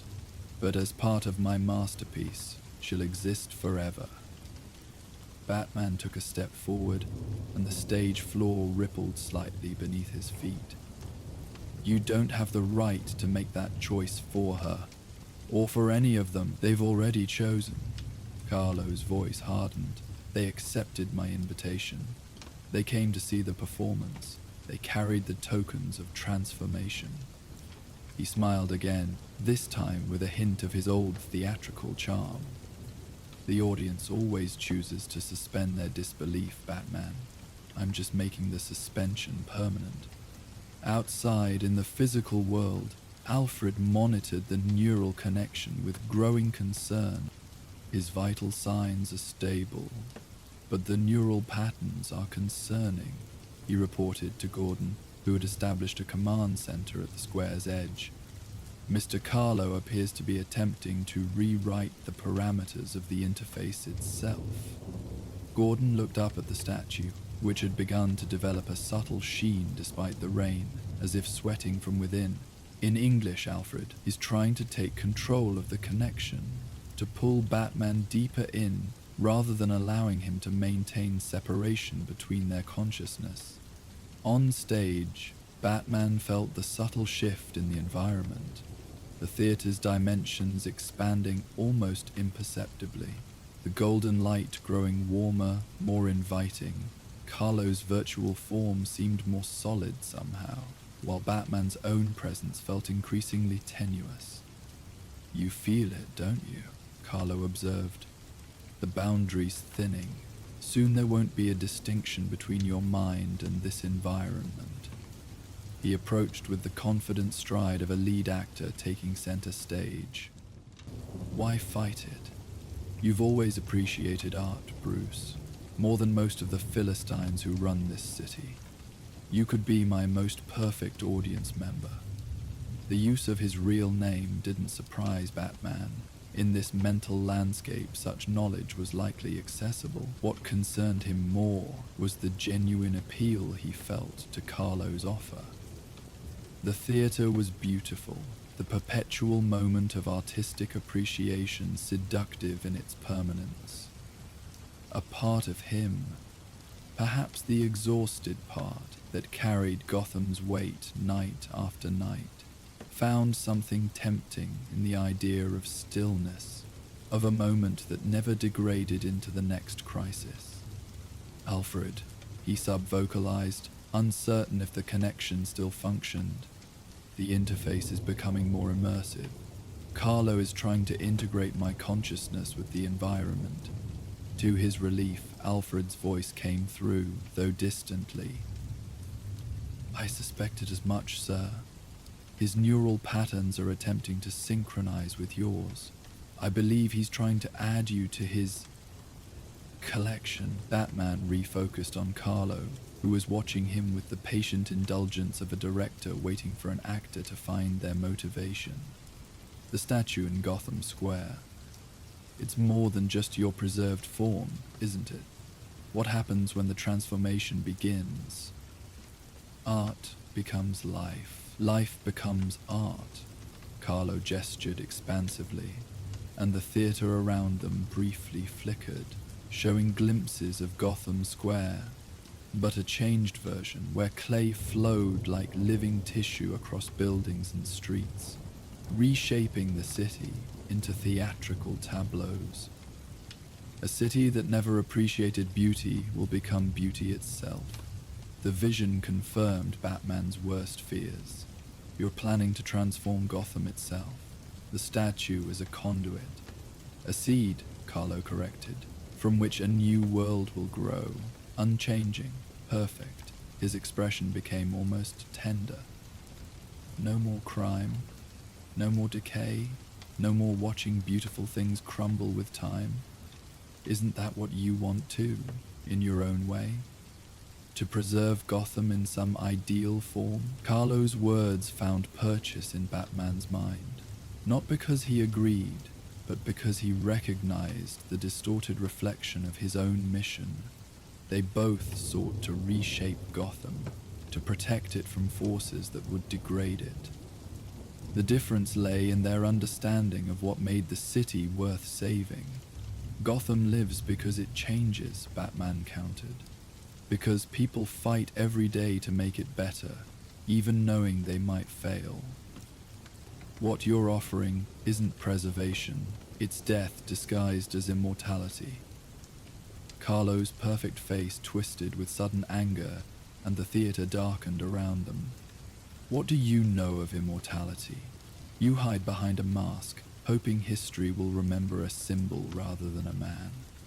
I'm offering true permanence. Not just a legacy, but eternal presence. The stage beneath them began to warp, the floorboards flowing like liquid clay. Batman struggled to maintain his footing as Carlo's control of the environment tightened. Sir, Alfred's voice came through, more urgent now. His neural patterns are accelerating.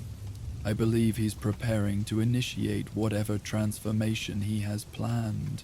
Outside, in Gotham Square, Gordon watched as the statue began to change, subtle movements barely perceptible through the rain, a rippling beneath the surface, like muscles tensing before action. Everyone back, he ordered, drawing his sidearm more from instinct than any belief it would be effective. Get bomb squad perimeter established now! Emily remained near the statue's base, her wheelchair positioned like a sentinel. Officers had tried twice more to remove her, but something in her determination had given them pause. She watched the subtle changes in the clay with the rapt attention of a theater-goer at a crucial dramatic moment. Inside the neural interface, the theater had transformed into a nightmare version of itself. The golden light replaced by harsh theatrical spotlights that cast everything in stark contrast. The Clay audience had begun to move, their heads turning in unison to watch the confrontation on stage. They're coming to life out there, aren't they? Batman realized. Your perfect moment is beginning. Carlos smiled, and for an instant his face shifted, showing glimpses of his true Clayface form beneath the handsome human mask. The final act always gathers momentum. No stopping it now. Batman needed to disrupt the connection, to break Carlo's concentration, or corrupt the interface that linked his consciousness to the statue. But in this environment, Carlo held every advantage, controlling reality itself with the expertise of a master stagecraft director. Alfred, Batman sub-vocalized. The neural patterns. What's sustaining them? There must be a power source connecting Carlo to the Wayne Tech interface. Alfred's voice came through faintly. The connection appears to be powered by the statue itself, sir. Some kind of bioelectrical current generated by the Clay form. Then we need to interrupt it. Can you send a counter signal through my interface, something to disrupt his control? I can attempt it, but... Alfred's voice cut out as Carlo waved a dismissive hand. Enough consultation with the stage manager, the actor said coldly. This is between us now, artist and critic, creator and destroyer.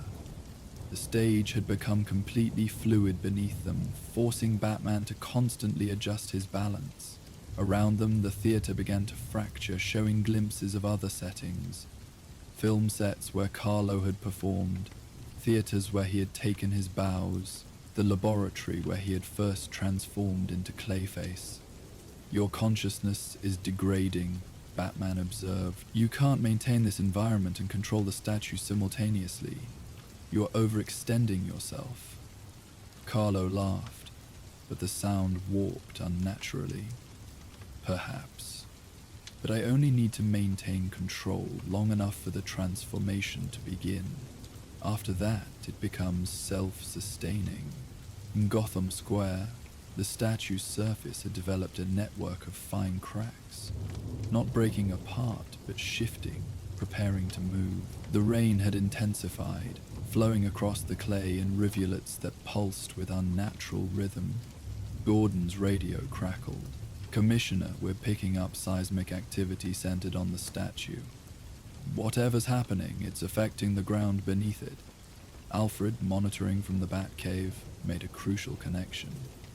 The clay figurines. They're receivers, not just catalysts. They're designed to channel energy from the main statue, creating a network throughout the square. Inside the neural interface, Batman fought to maintain his sense of self as the environment became increasingly chaotic. Carlo appeared to be losing definition as well, his perfect form occasionally melting into his Clayface appearance before reforming. You're failing, Basil. Batman pressed the advantage. Your body can't sustain this level of neural activity while maintaining suspended animation. You need to disconnect before you lose control completely.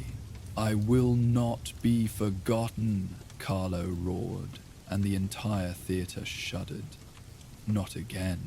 Not like every other performance that faded from memory. His face shifted rapidly between his various film roles, his human appearance and his monster form. This will be permanent. This will last. Batman recognized the desperation driving Carlo. Not just villainous ambition, but the primal fear of an artist facing oblivion. In that moment, he saw a potential path forward that didn't require defeating Clayface, but reaching the man within. Alfred, he managed to sub-vocalize through the chaotic connection. Carlo's old performances. You mentioned Hamlet, the monologue he was famous for. Alfred's voice returned, faint but present. Yes, his Hamlet was considered definitive for a generation. His to-be or not-to-be speech won him the Gotham Critics Award in I Need You to Recite It. Broadcast it through my connection. remind him of his greatest performance. There was a moment of hesitation before Alfred's cultured voice began to flow through the interface.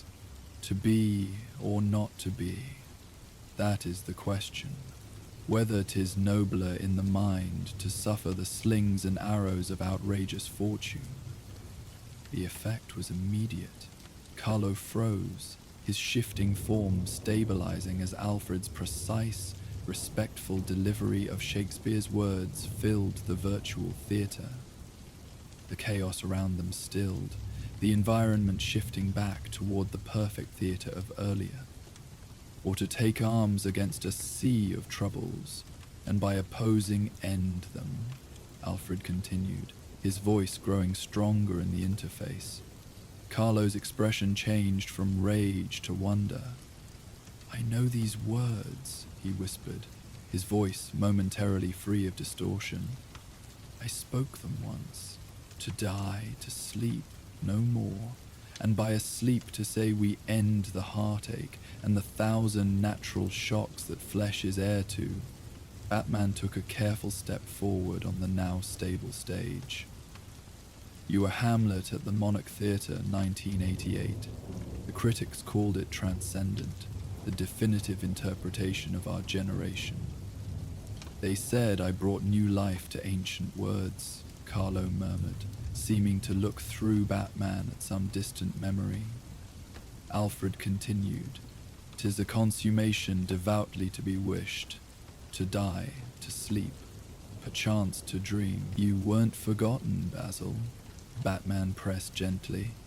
"Your performances live on in everyone who saw them, in students like Emily who still study your techniques."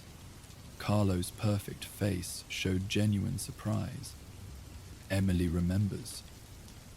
She's outside right now, watching your final performance. But this," Batman gestured to the unstable theater around them, "this isn't worthy of your legacy. Forcing people to become your audience doesn't honor your art. It corrupts it." In Gotham Square, the statue had gone still again, the network of cracks no longer spreading. Emily looked up at it with a mixture of hope and sadness, as if recognizing a crucial moment in an unfolding drama. Alfred's voice continued to flow through the neural interface. "Aye, there's the rub. For in that sleep of death, what dreams may come, when we have shuffled off this mortal coil, must give us pause." Carlo's form had stabilized further, and now he moved across the stage with something of his old theatrical grace. "I played him as a man afraid of being forgotten," he said softly, "afraid that after death, even his noblest actions would disappear like ripples in water." "There's a difference between being remembered and being preserved," Batman said. "True legacy lies in influence, in how you changed others, not in forcing them to remain unchanged." The virtual theater had begun to simplify, shedding its impossible grandeur for something more authentic. A replica of the Monarch Theatre as it had been during Carlo's triumphant run as Hamlet. The clay audience had disappeared, replaced by empty seats waiting for real people to fill them. "For who would bear the whips and scorns of time," Alfred continued, "the oppressor's wrong, the proud man's contumely, the pangs of despised love, the law's delay, the insolence of office, and the spurns that patient merit of the unworthy takes? I remember every word," Carlo said with quiet wonder, "every inflection, every pause." He turned to Batman with newfound clarity. "I wanted to preserve that feeling, the perfect moment when I knew I had created something truly beautiful." "But you preserved the wrong thing," Batman replied. "Not the moment itself, but your fear of losing it. That's what's driving the transformation outside. Not love of art, but fear of its transience."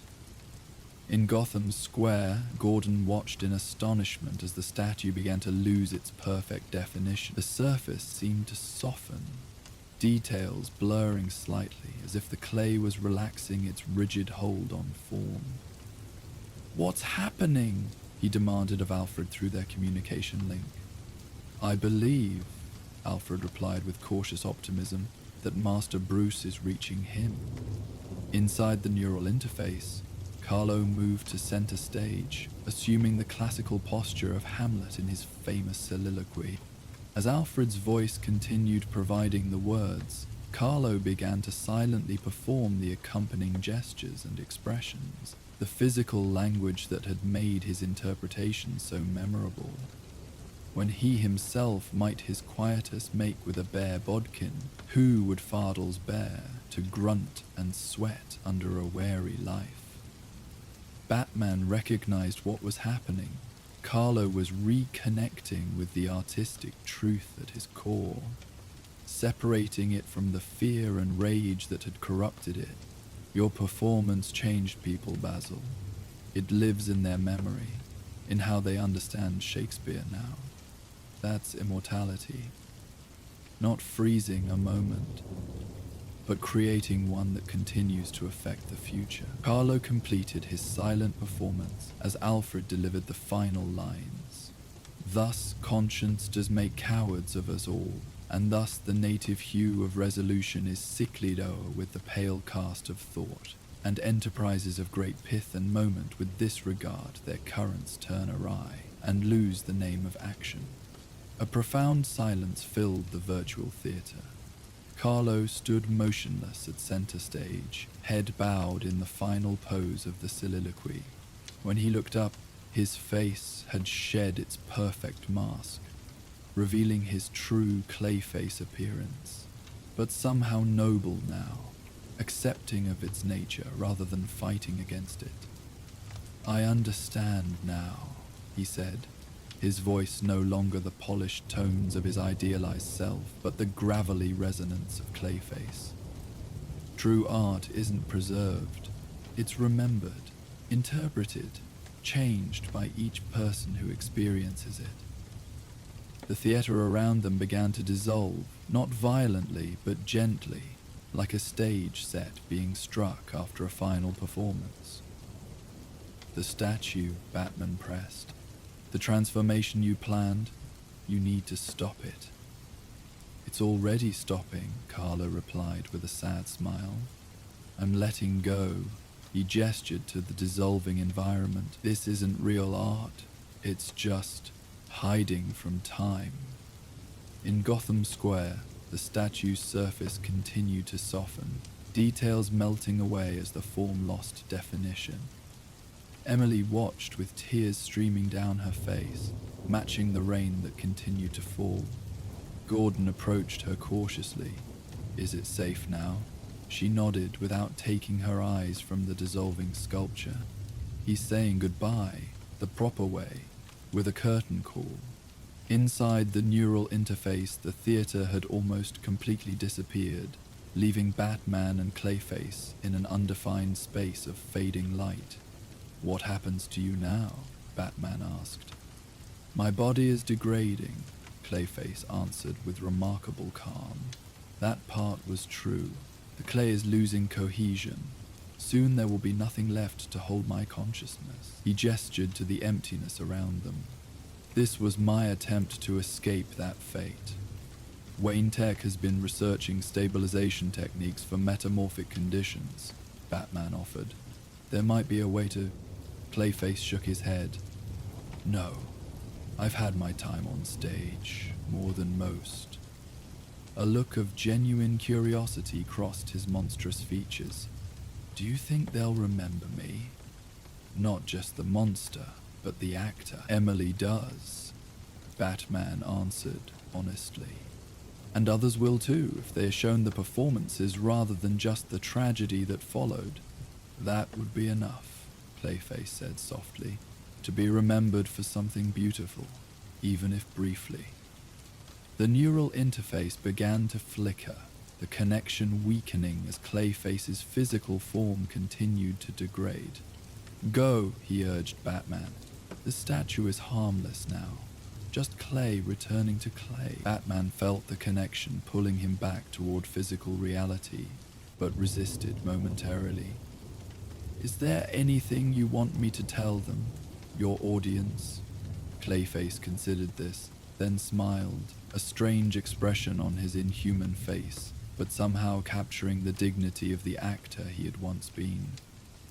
Tell them the performance was for them, not for me.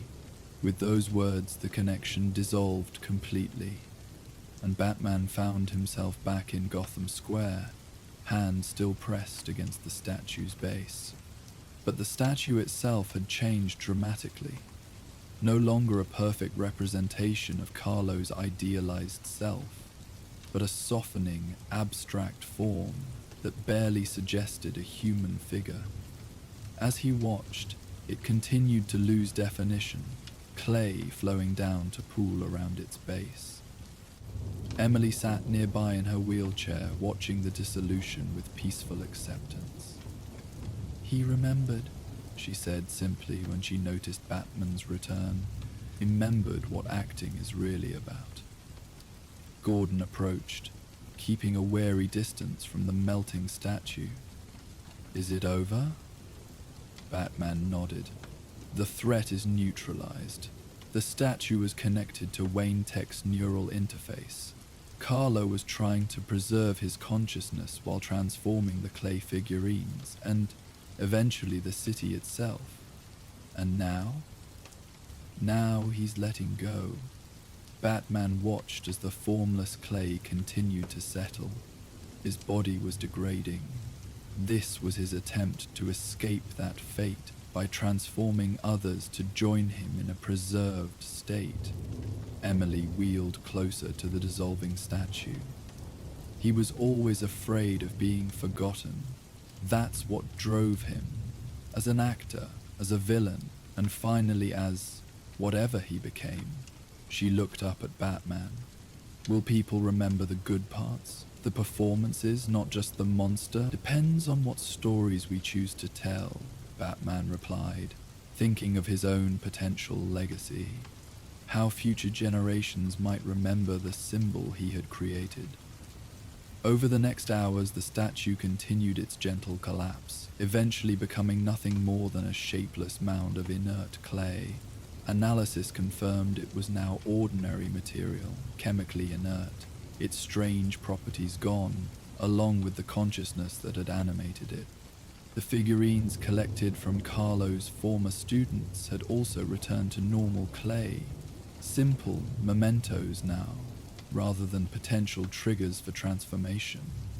Emily kept hers, placing it carefully in her lap, as emergency services finally convinced her to leave the square.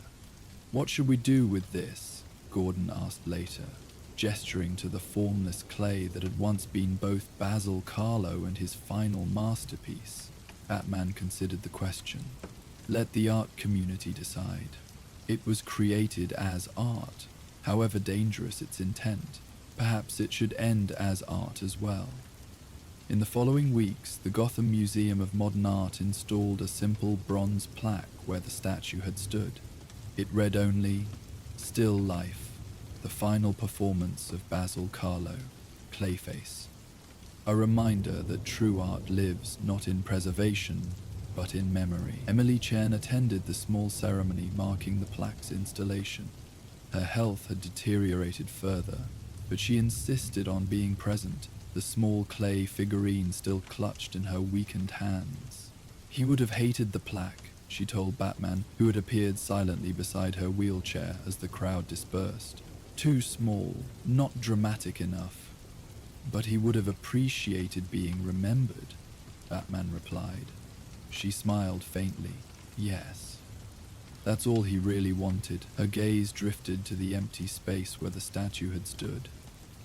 You know, in class he used to tell us that an actor's true immortality isn't in recordings or photographs, but in how they change their audience, how the performance continues to live in those who experienced it. Later that night, Batman stood on a rooftop overlooking Gotham Square. The rain had returned, washing the empty space where Carlo's statue had briefly commanded the city's attention. A rather philosophical end to the affair, Alfred commented through the comm. though I confess I never expected my amateur Shakespeare recitation to play such a crucial role. It wasn't the words themselves, Batman replied. It was hearing them spoken with respect, being reminded that his art had meaning beyond his fear of being forgotten. Quite profound, sir. The idea that we achieve immortality not through preservation but through influence. Batman watched as late-night pedestrians crossed the square, a few pausing briefly to read the small plaque before continuing on their way. Carlo chose the wrong approach, but his fear was human, universal. The fear of being forgotten, Alfred asked, of one's life amounting to nothing after it ends. Yes. Batman's gaze swept across the city skyline, the Wayne Enterprises tower prominent among Gotham's architectural forest. We all build our monuments, hoping they'll outlast us.